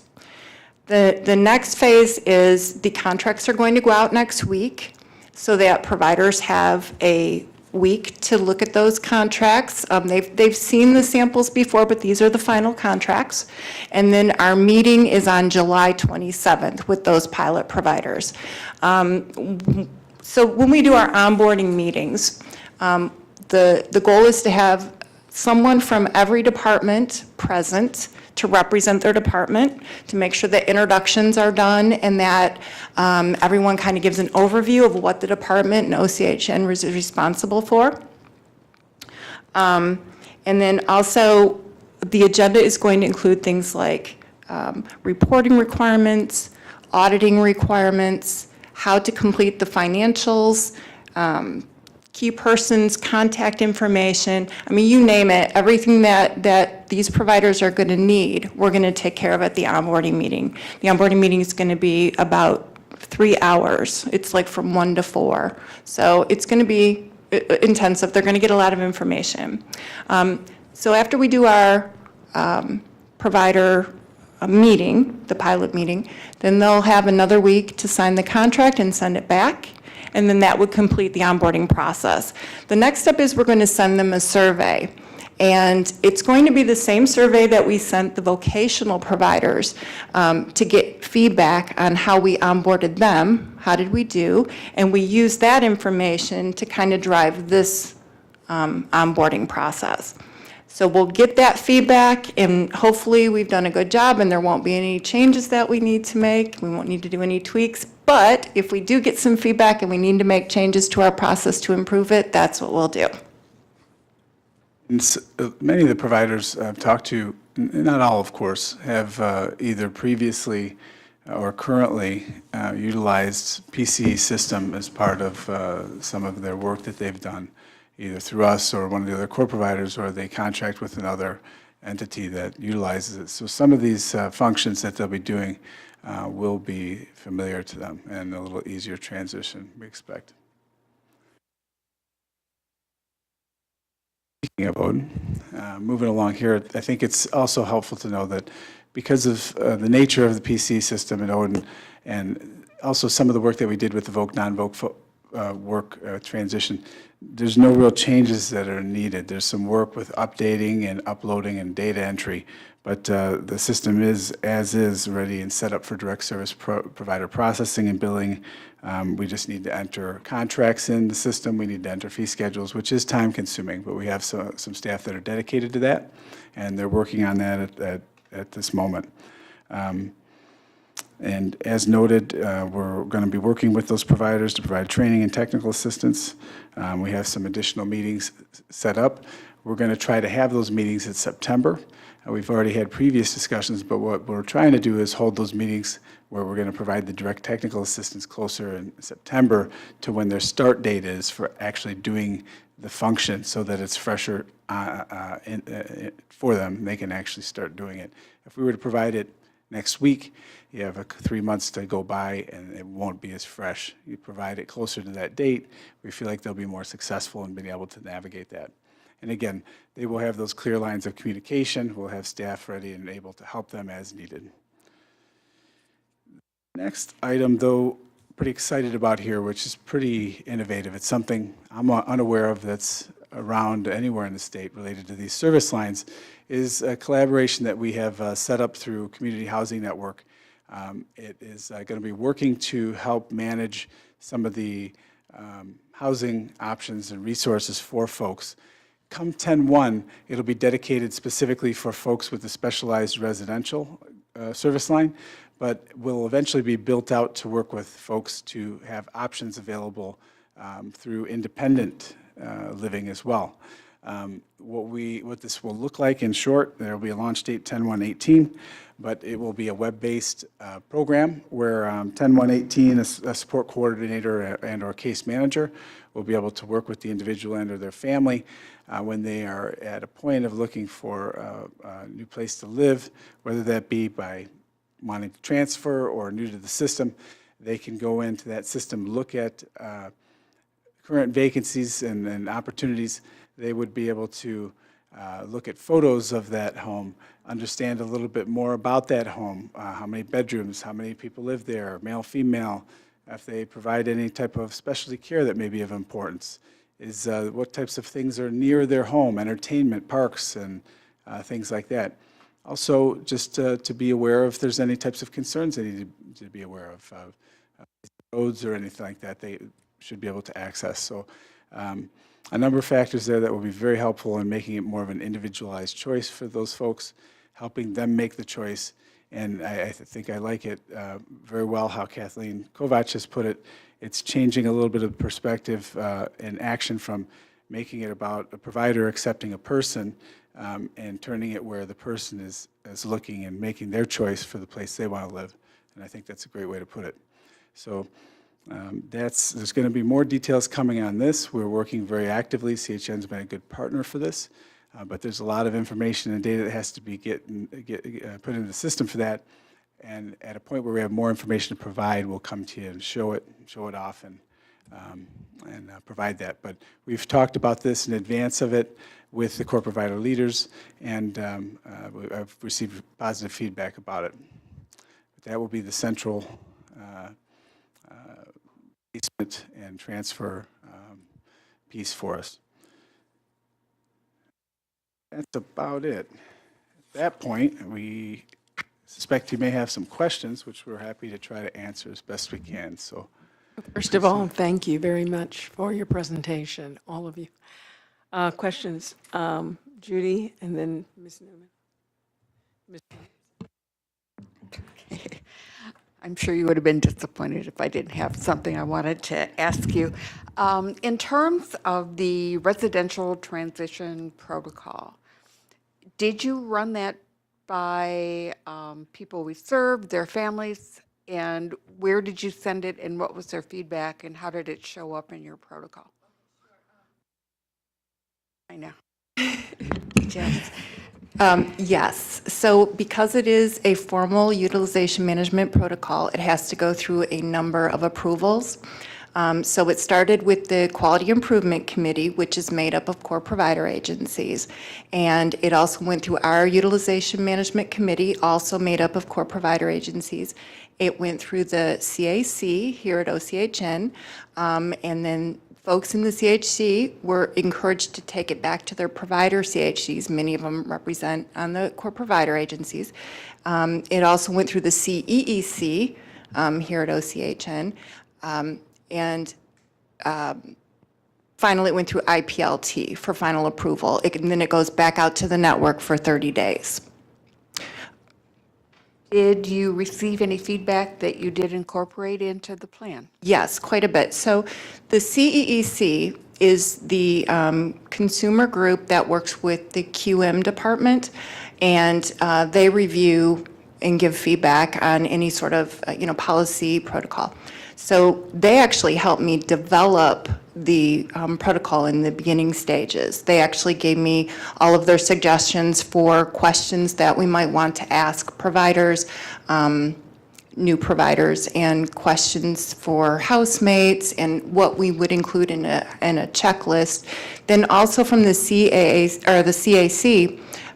there was parents that were at the meeting, and they suggested, because at the time my protocol only included case managers and natural supports, they also said there are other team members that we might want to include, like psychiatrists, therapists, and yeah, that was also incorporated. Here. I appreciated the presentation. I think that it was well presented, well thought out, and so that's the good news. And I'm glad we're kind of getting better at our process and digging a little bit deeper. So that's very encouraging to me. The only thing that would have helped me a little bit more in looking at the information you provided is we get the numbers on the number of providers, but I have no idea how many people that actually represents. And that would have been really, really helpful to me, because the numbers don't mean as much from that perspective. Right. And the individuals and the impact would have really helped me get a little bit different view on the information you provided. Okay. that's good feedback, and I agree it would have been helpful to that. I suspect we probably will be coming back to talk about this a little bit before it's all said and done, and prior to 10/1, so I'll certainly make note of that. Wanted to get clarification about the 27 that didn't compete the RFQ. And you said that it wasn't going to affect the capacity of the system. Is that because these 27 are not actively providing services right now? That it's not going to impact? There was a myriad of different reasons for those folks in that 27 category. Some of them were people who were no longer providing services, but they still had an existing contract within the system. Some of them were a provider contract that had at some point merged or been absorbed by another provider, but their contract still was standing out there, so nobody had went in and eliminated that contract. So provider A is a provider, and provider B got absorbed by provider A, but provider B's contract still was out there, appearing to be an existing contract. Once we dug into it, we saw that it really was not an existing contract in provider. It had been absorbed by provider A, so we eliminated it. There were instances like that that accounted for many of them. Can I also add that a number of those contracts were in our system, but they were actually self-determination contracts for OCCLS. So those will continue. They just should not have been caught in the net of our, RFQ process. So, and we've corresponded with those providers and let them know that we're not expecting them to apply and that they will continue in their relationship with CLS. Still having a hard time understanding why capacity is not going to be affected, because you said that some of them were just contracts, they weren't providing services anyway. But out of that 27, was there anybody that is currently providing services that is not going to put in an RFQ?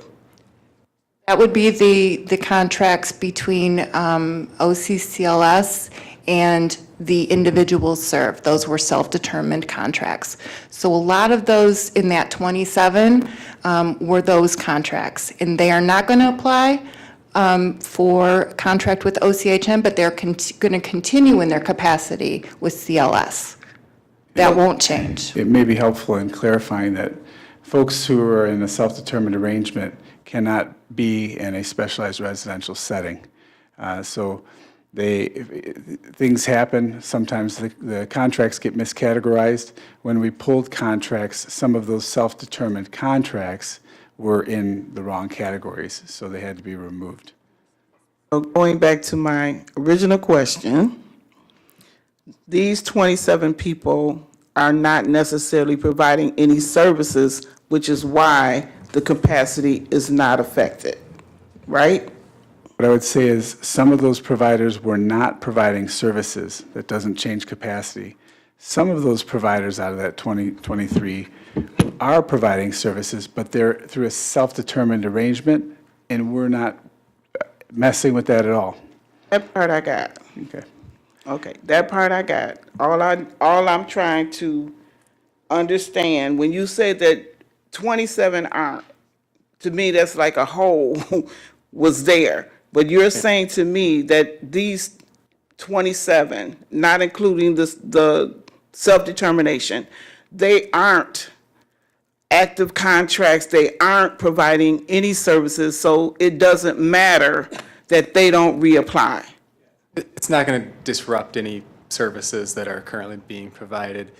In some cases, it's not even going to change like the number of available spots to live. So if I work at provider A and I absorb the homes in provider B, provider A completes the RFQ, provider B does not, but all the spots in the homes for provider B are now subsumed under provider A. So it, in some cases, really, it doesn't affect capacity at all. And in some cases, there were contracts for homes maybe that were out of county, something like that, where they maybe were providing services to one individual who was no longer in that home.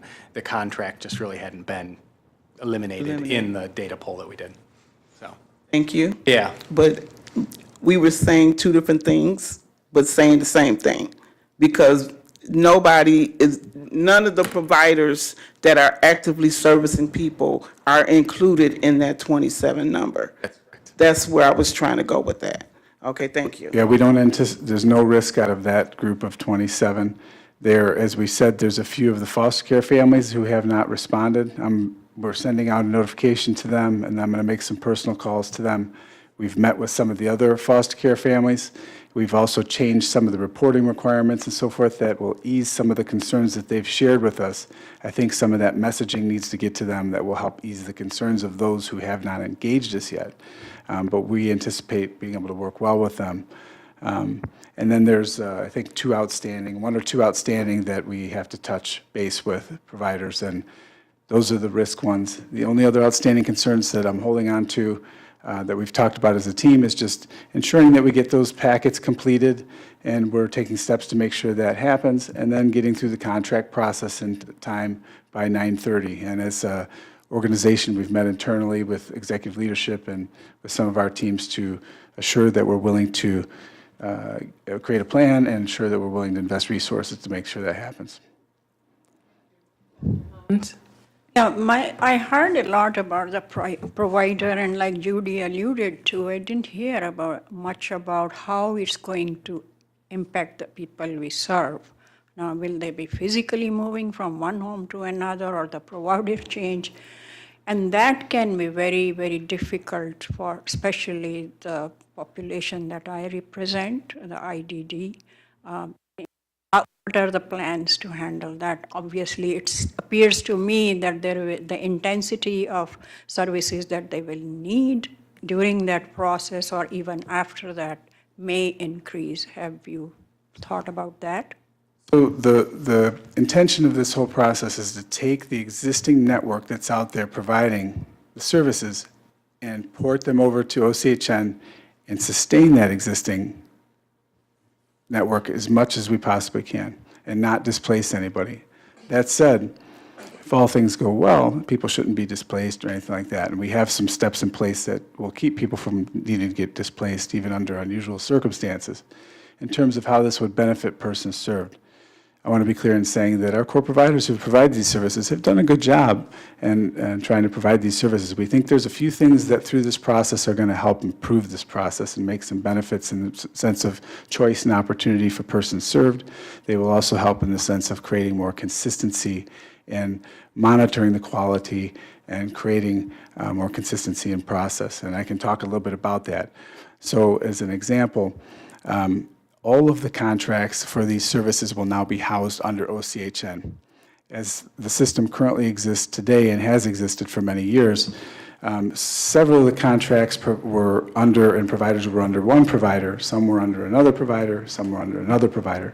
Some of those contracts overlapped where provider A may contract with a couple core providers, but provider C may not have access to those providers. And so the person served at provider C may not be able to access those. Now people anywhere in the network, as long as the home is applicable and makes sense for them, they'll have more opportunity for those homes. They'll have more opportunity to look at more options for homes, which means more geographic areas for the homes, be around more maybe natural supports that they can reach, or areas that they want to, of interest, or areas they want to move to.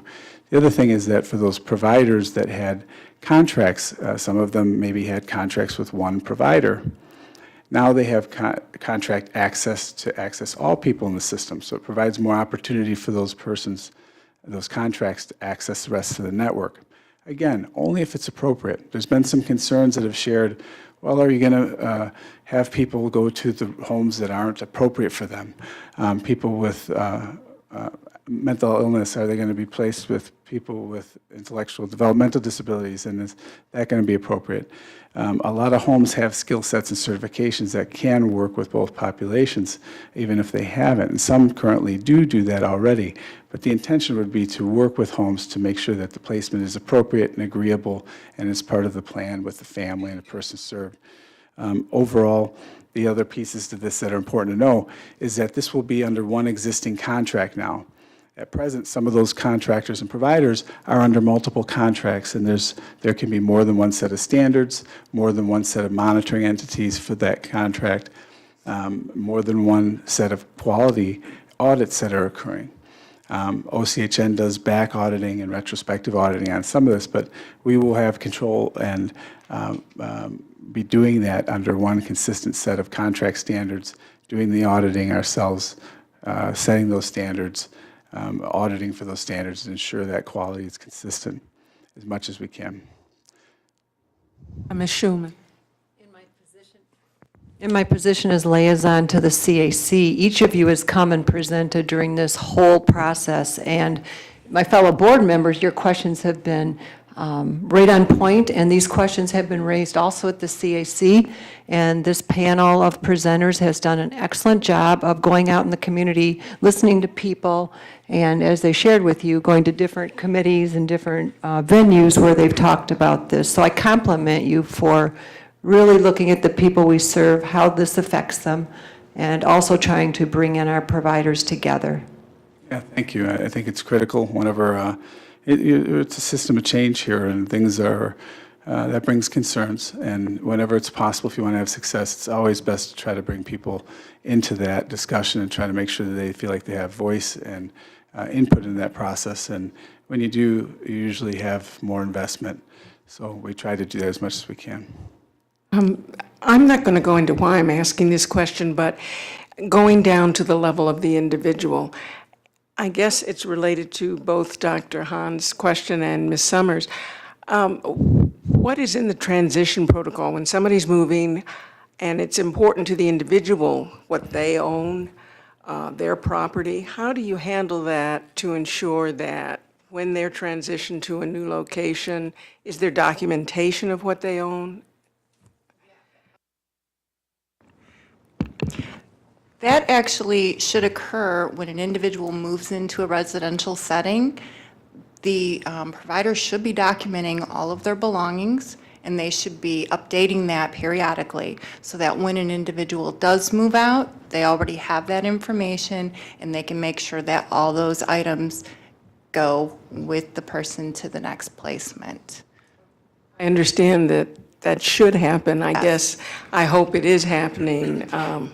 Right, and that would be part of our monitoring process, yes, making sure that those things are getting done. Thank you. There's safeguards in place, and we have our recipient rights folks that help to work with providers and folks who have concerns about that for follow-up. Additional questions or comments? Well, thank you very much. Eddie. Oh, I'm sorry. I did not see your hand. I know. Just one question. You have the transition protocol right now, but until this process is complete, you don't know that anybody's going to have to be transferred, right? So it's like a safety net? I would say that because we're really working hard to make sure that all of these providers are able to contract with us, and if we do our job, or we continue to do the job that we're doing now, if the providers do their business operations appropriately and contract with us and get to the finish line, it would be safe to assume that an individual receiving these services should not feel this change at all. This is based mostly on, there's some changes that will affect the opportunities for persons, as I had shared, also with the change around the placement, selection around housing options. That's a really big thing that we're excited about, because that adds a whole new spectrum for that person to have choice and opportunity. But the piece about the direct contracting and returning those delegated functions, that's really an administrative piece that shouldn't be picked up on as much on the person serves, on their radar. We don't, as Adam said, we don't anticipate having folks not contract. We're going into this with the mentality to help work with them to contract. And the fact is, to be very open and frank about it, we've really extended ourselves beyond the dates we set up initially. We set deadlines and so forth to work with providers around the time frames and making calls and so forth so that we can help get them into a point of compliance with their requirements. We do know and respect that some of the agencies don't have some of the same types of resources administratively as the larger providers to be able to get everything together, and they haven't done a procurement process for a while. So in addition to streamlining this as much as we could through this RFQ process, we want to work with them. That's our goal. Ideally, at the end of this, we have everybody contracted, and if we didn't have anybody contracted, it would be a matter of some type of like I said, a gross issue where there's multiple severe rights issues or a license isn't in place. And again, those are reasons we wouldn't want to contract with that provider at that point anyways, whether we were contracting with them or they were existing in the network without those licenses or existing issues. But we want to make it work. Add one other comment. The populations that we serve are people who don't always have a lot of control over what goes on in their lives. And I guess my concern is I wouldn't want somebody to find out on a Friday that they have to move the following week. You know, adding more anxiety to a population that already has a lot of anxiety. So that's why I asked about that transition, because if it's people that are identified that would have to move, I hope that it would be done in a timely way and consider the people involved so that it wouldn't add any more stress and pressure to them than necessary. That's the only reason why I keep coming back to this, because, you know, on your side of the table, you're just doing a procedure and a protocol. But on the other side of the table, you're talking about my whole lifestyle is getting ready to change. And I just don't want us to lose a sensitivity to the people that we're working for and working to support. Something like that could really affect the person for a very long time. So I just don't want us to be cavalier. I understand we're not looking for anybody not to contract, but if we find out that someone does have to be transitioned, I hope that they're handled with kid gloves, that they're treated with the utmost respect, that they make that transition as smooth as possible for them, because it's their lives we're talking about, not widgets. Absolutely, Makai, and we always appreciate your perspective and concern. It's very genuine, and we share that. And some of the process here, that we're looking to build in some of those opportunities to increase the amount of control choice that folks will have through the OCHN feature with placements where folks can choose and select, and looking to have them as part of that process. So agreed and noted. We will certainly keep that in mind through the process, respectfully. I'm sorry, Betty. One other thing, too. Approaching people with the idea that we're empowering you to have more choice and making this a positive experience, as opposed to I'm snatching the rug out from under you, you got to go somewhere next week. Try to keep it as positive as possible. Actually, I was going to ask, is it possible to get a copy of the transition protocol, or is that confidential? Or we did not get that as a link. We'll ensure it gets to the board. It's not in blue, it's in black, so it's not an active link to this particular presentation.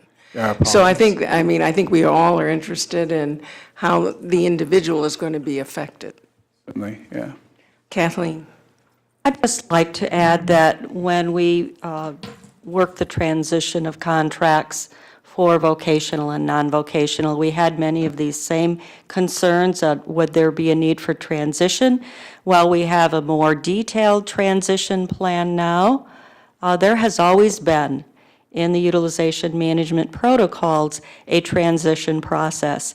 And there has always been an expectation that providers work with people who may need to move for whatever reason from their point of contractual obligation to transitioning to another provider who supports them into the future. So this is not new, and I do understand and can appreciate the fact that what is on paper could be what is different in terms of practice, but this is not new to the direct service providers. And I think early in this presentation, it was indicated that there is an expectation, should there be a need to transition, that we would work with that provider even to extend a contract with them to make sure the transition process occurred. So again, appreciation of your concern about transition, but we have some contingency plans built around that. And we have those high expectations of our contracted providers to fulfill those requirements. wanted to say that Dina did come to the CAC and did present this transition plan to them in the hopes that they would then take it out to the people that might be affected. Are there any final comments? Then we'll move on. Thank you so much for your presentation. Thank you, everybody. Next, we have a series of reports. The Recipient Rights Advisory Committee, Mr. Landsman. There was no Recipient Rights Advisory Committee meeting for the month of July. The next one is Thursday, August 2nd. I'm hoping that someone else from the board will be able to attend. I will not be able to attend that Thursday evening, 5:30 meeting. Ms. Schulman, Consumer Advisory Committee. This is from the meeting that took place on June 20th, 2018. In public comment, Jackie Heller and Pam Casper shared that Wayne Hogan had passed away. They spoke of the impact that Wayne had had in his advocacy work and how greatly he will be missed by our system. Christine Burke attended the meeting, and she spoke of 4 things. She spoke about the Community Health Network service delivery feedback. She suggested the ways in which to fill out the survey. One was online, one was by picking up a hard copy here or getting that from the reception desk, mailing it back, or dropping it off again at the desk. She also talked about the nomination forms for achievement awards, which will be presented on August 3rd at Your Voice, Your Value Conference at the Troy Marriott Hotel, 200 West Big Beaver Road in Troy. And there are flyers in our lobby, I believe, that will tell you about that event. She thanked members for all their advocacy work, encouraged continued advocacy, and reminded everyone that their voice makes a difference. She invited members to attend our official grand opening and ribbon cutting, which did occur, and also to welcome our new executive CEO, Annette Downey. Mike Daly led the conversation to develop a process whereby the newly created at-large member for the CAC would be filled. The open seat was created through an update to the CAC bylaws. The process will be, 1, a submission of an application statement of interest, applications reviewed by the CAC or a subcommittee created therein. Attendance at 2 regularly scheduled CAC meetings is requested, and final closed ballot vote will be taken to determine which candidate would fill the opening at-large seat on the CAC. Liz Janowitz asked members of the CAC to please get the yes vote out for the renewal of the millage supporting NODA on August 7th. Lack of transportation, as we all know, is a huge barrier to the people that we serve. This is a vote for a valuable service to our community. The next meeting of the CAC is tomorrow morning at 9:30. Thank you. Are there any questions regarding Ms. Schulman's report? Dr. Klotz is not here. Did he provide a report to anybody? Okay, we'll get that one next. And now we can move into our first director's report from Ms. Downey.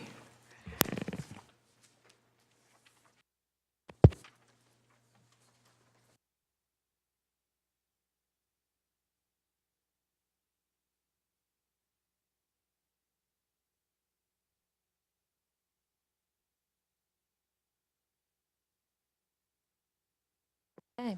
Good evening, everybody. Be the change you wish to see in the world. This is obviously a very popular quote by Gandhi. And if I were to revise it slightly, I would say, be the change we wish to see in the world. We, as in all of us. Those of you who know me already know and already are very aware that I love inspirational quotes as they promote positivity and help bring about motivation towards change. I've worked in the disability service field for 25 years and have developed a view of myself both as a public servant and as a very active change agent. I'm strongly driven by my desire to help achieve the best possible life outcomes for those we serve. And I hope as you get to know me, you'll find I have a sense of urgency. When I know there's innovation or a better model or a better way to serve, I want us to get there quickly. I think we'll find that in our months and years together to come. I truly believe that we can change the world. not only by impacting the quality of life for each person we served, one person at a time, but also by designing our service provision centered on the values that we uphold.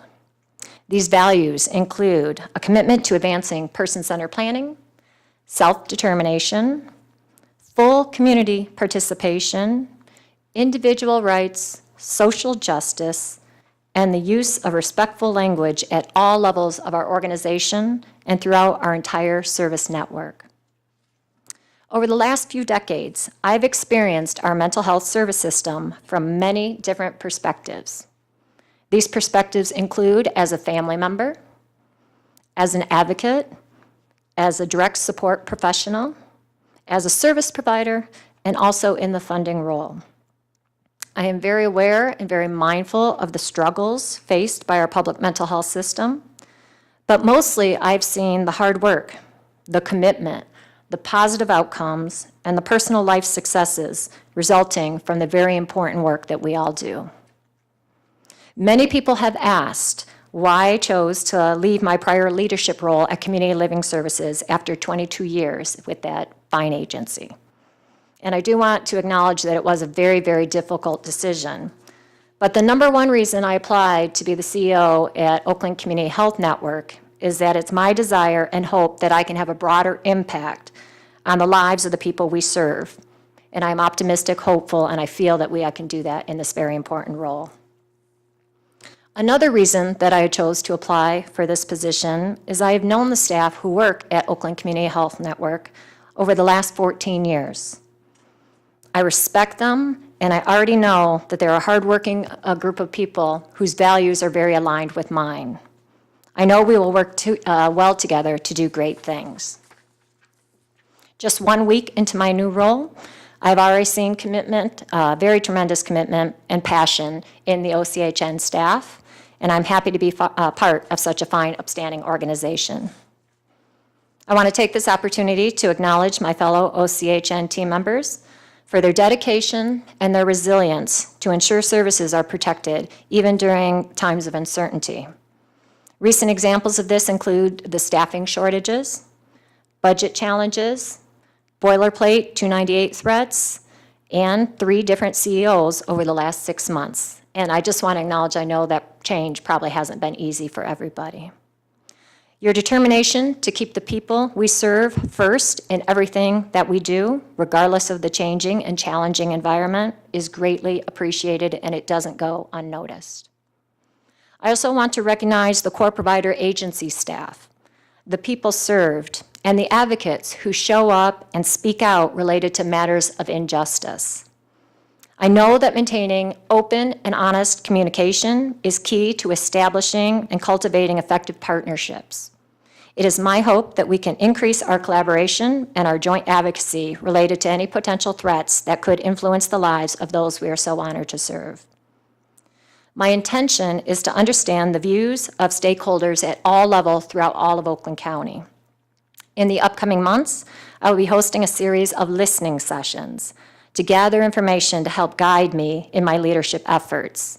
And I'm one that tends to want to have all the answers, and I've spoken to some of you in the audience, and my goal will be to listen, listen, listen, and not feel the need to respond, but I welcome this opportunity to engage anyone who would like to come share their priorities with me.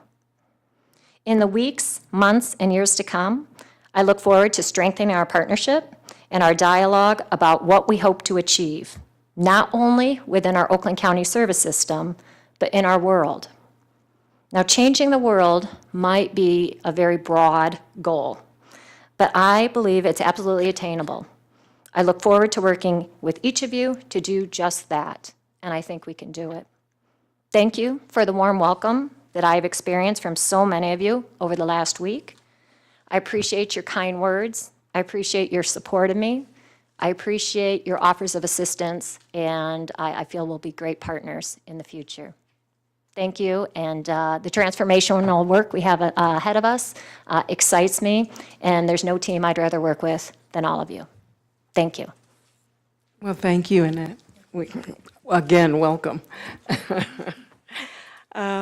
We do not have other business, so this is our second opportunity for public comment.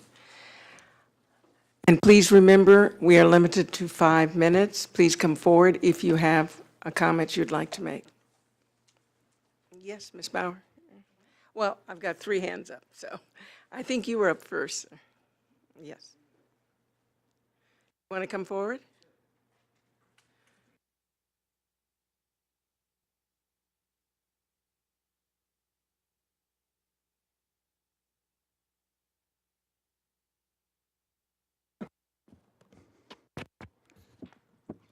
Microphone working? Yeah, I guess it is. I can hear my voice in it, so I could talk without it if I had to. I want to tell you how I spent my day. I'm Bob McReevy. I live in northern Oakland County. I have a son that's been in the mental health system for 30 years, and I'm a member of AME, Alliance for the Mentally Ill. I spent my day lobbying the legislature, making phone calls and getting confirmation that they would be attending a mental health town hall forum Friday, July the 20th from 9 to 12 at St. Clair, Montefelco at 1401 Whitaker Road in Grosse Pointe Park. I spend many days like this. Probably almost every day I'm spending some time lobbying. I've been to Washington and I've been to Lansing so many times I think I have a self-driving car. And I don't know that I'm going to make it in your 5-minute time limit. So, I went to Washington with the UAW CAP Committee, Community Action Program. I don't know if all of you know that the UAW does much more than just represent workers. They represent the entire community. I spent 4 days there walking the halls of Congress, listening to legislators talk and walking and lobbying and going into the individual offices. I heard Debbie Stabenow talk, and I heard Elizabeth Warren and people with 1,100 people and senators and reps from all over the United States. And the number one thing that the UAW went there to lobby for, the number one thing on the list, was cuts to Social Security, Medicare, and Medicaid. Now, you can go out and talk in the public, as I do. They don't believe it. They don't believe that, well, we've paid for this and we're not, and they can't do that because the public would go crazy. They'd be out demonstrating. Well, I don't know what they're waiting for because the House already voted to cut $1.5 trillion out of Medicare and Medicaid. Now that's as far as it's gone, but this is not a matter of if, this is a matter of when. If you heard the Stabenows and the Elizabeth Warrens talk, and I got to talk to both of them personally while I was there, this is for real. And that will take the money that we will not have, if their action goes through, when it goes through, we will not have a mental health system as we know it. It'll be gone, there'll be no money to fund it. They'll shut it down. And they don't care when they can take $1.5 trillion and give it the tax breaks to the 1%. And their plan, if you go and Google it, will tell you that they're going to pay for it by cutting Social Security, Medicare, and Medicaid. It is not my words. It's published, and go and Google it and ask, and you will come up with that answer. I was in Lansing last fall. I testified before the House the day that they voted to fund the pilot programs and turn the money over to the HMOs. I told them that what they are doing to disabled people is beyond cruel and immoral. It's criminal. And then you sit there and you see it on TV, a party line vote, but when you sit in front of them and you watch it like howdy doody up there, and it goes right down the line is yes, yes, yes, yes, yes, and they give the money to an HMO cannot run this mental health system like you do it here. It will not work. We all know it. It'll be request, deny, and appeal and fighting to get service. And if you get someone that's homicidal and you're trying to get treatment for them and you got a waiting list or they tell you to come back in 30 days or something, that will be absolute chaos if you get a denial there. So we live in fear of that. I live in fear of dying and leaving my son in a broken mental health system. So the only fix that we really have to straighten out a government that's gone rogue is that the public decides and figures it out and goes out and votes in their own best interest, and we put a check and balance system back in our system of government that is not working for us right now. It is heading for a complete disaster.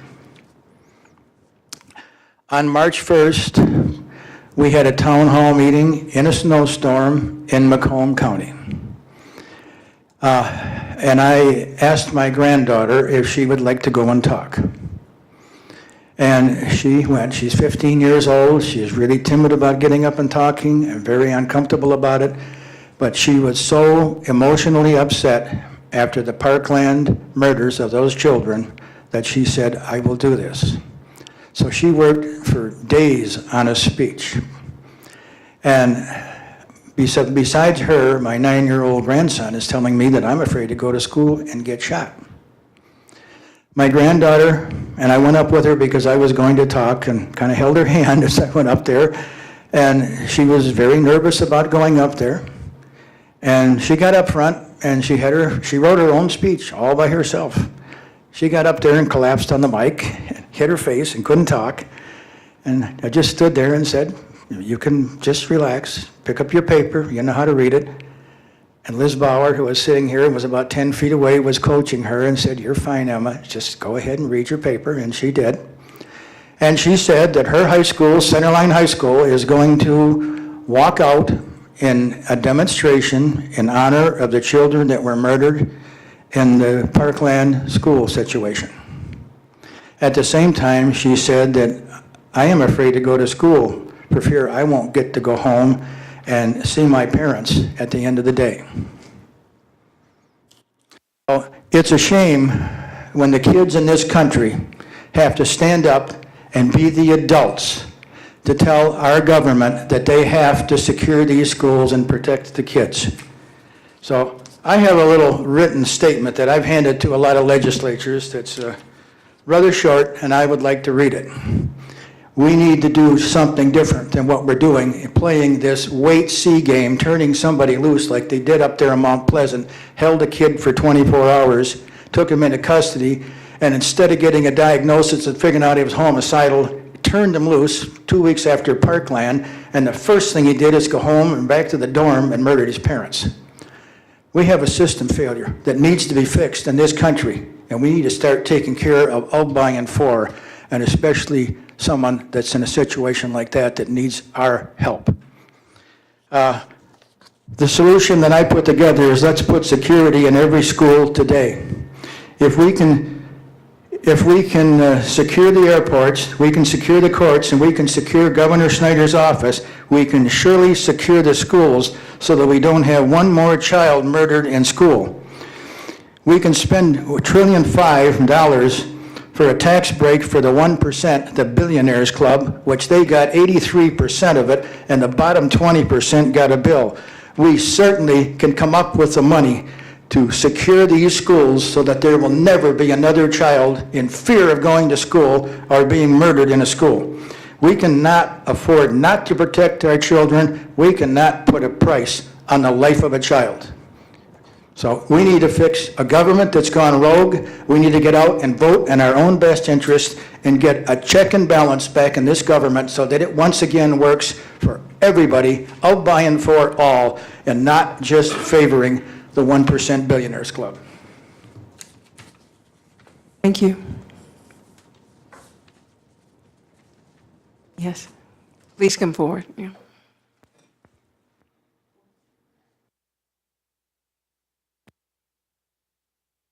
I know you were introduced earlier, but could you state your name again?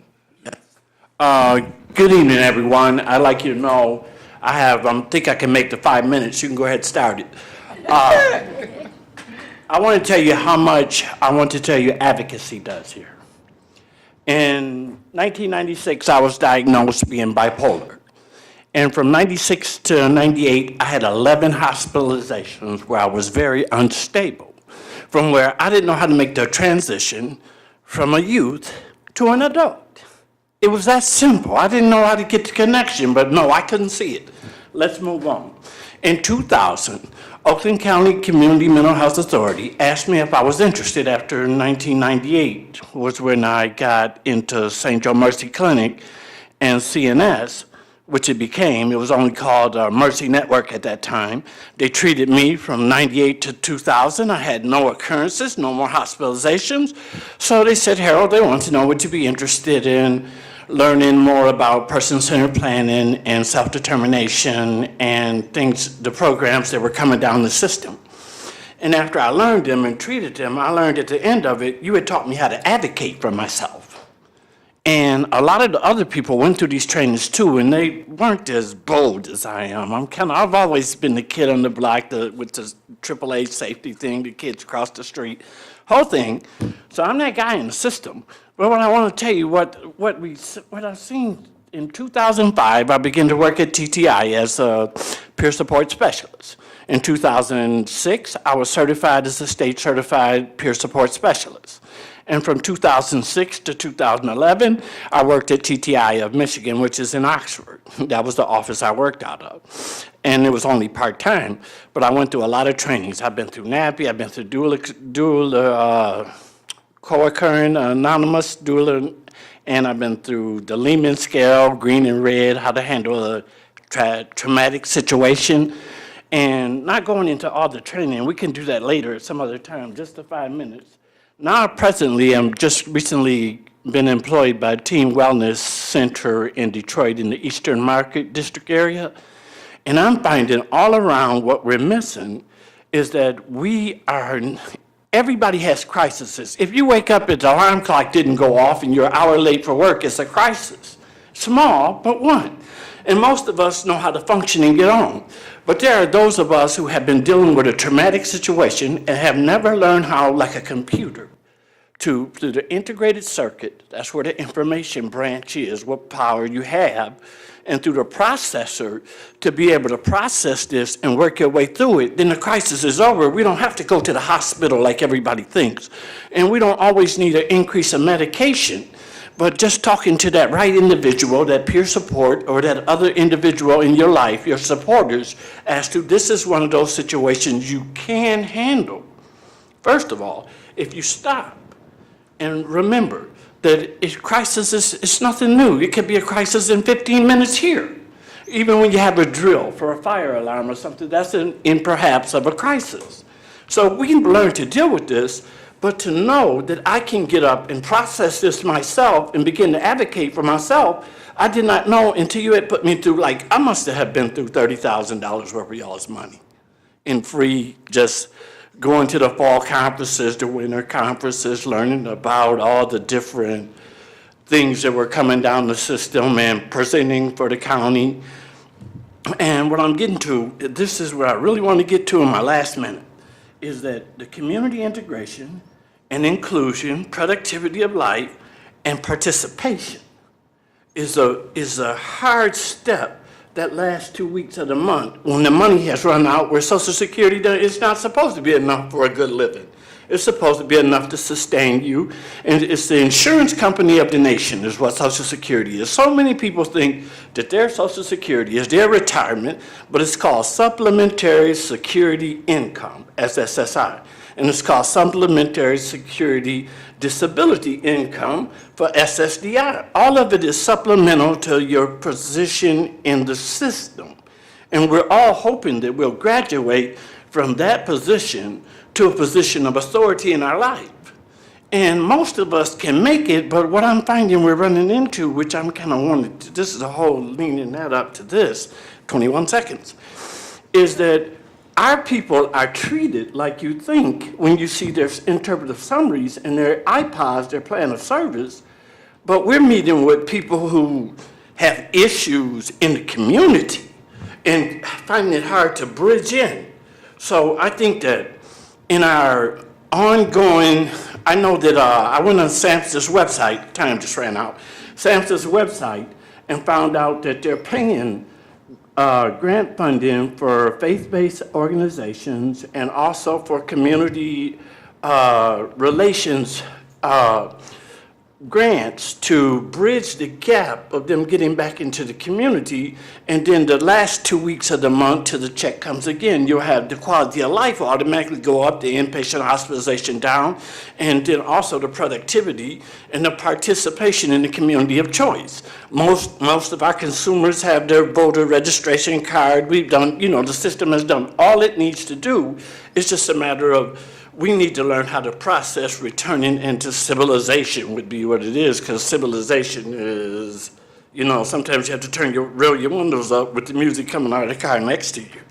But anyway, I just wanted to say, the money you spent is in other individuals that never did speak out as much as I do while you asked me to present. But I know if they knew that others were listening and wanted to know that how they feel and what they're dealing with through the comments and decisions that we make at the level of the agency, that we can get them assistance in making that gap to bridge it. That's all. Thank you. Thank you. Ms. Bauer, did you want to make a comment? No, we don't take questions. Thank you. Thank you very much. My name's Elizabeth Bauer. I live in Ferndale, Michigan. We had a very comprehensive report from the Service Network team and some very good questions coming from board members. And I understand that the transition protocol is not brand new, but well tested and modified.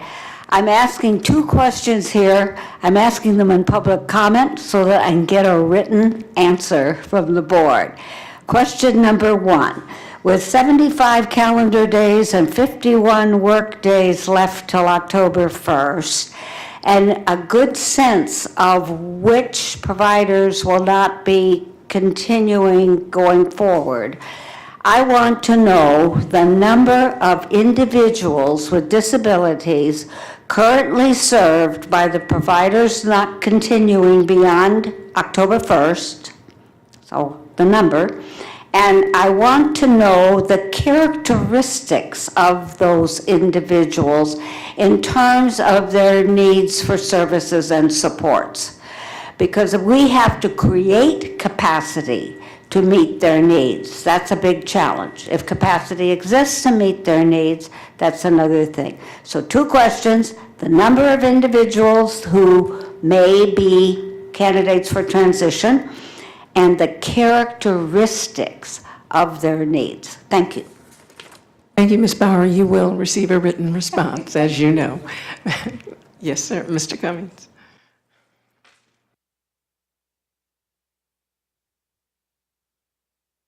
Ed Cummins, President of Alliance for Mentally Ill of Oakland County.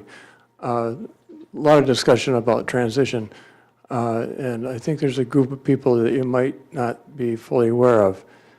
When this transition occurs, October 1st, there will be some number of people who are hospitalized. There always are. Most of them probably are people who have been in some residential setting and had a crisis and went to the hospital. When they're ready to leave, where they were may or may not be available because of other circumstances, or it may be appropriate that they go back to somewhere else. In any case, they're going to go through a transition. And I don't know how many people we have in a hospital on any given day, but that's a significant number of people that you need to deal with through this process. Thank you. Thank you, Mr. Cummings. Would anyone else like to make public comment at this time?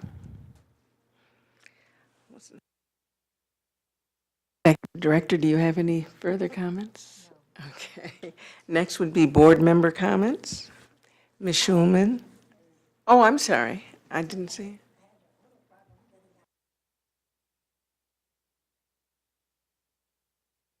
My name is Judy McGreevy, and I live in Oxford in Oakland County. At the presentation that was given, several times people asked about the people who are going to have to change from one area to another.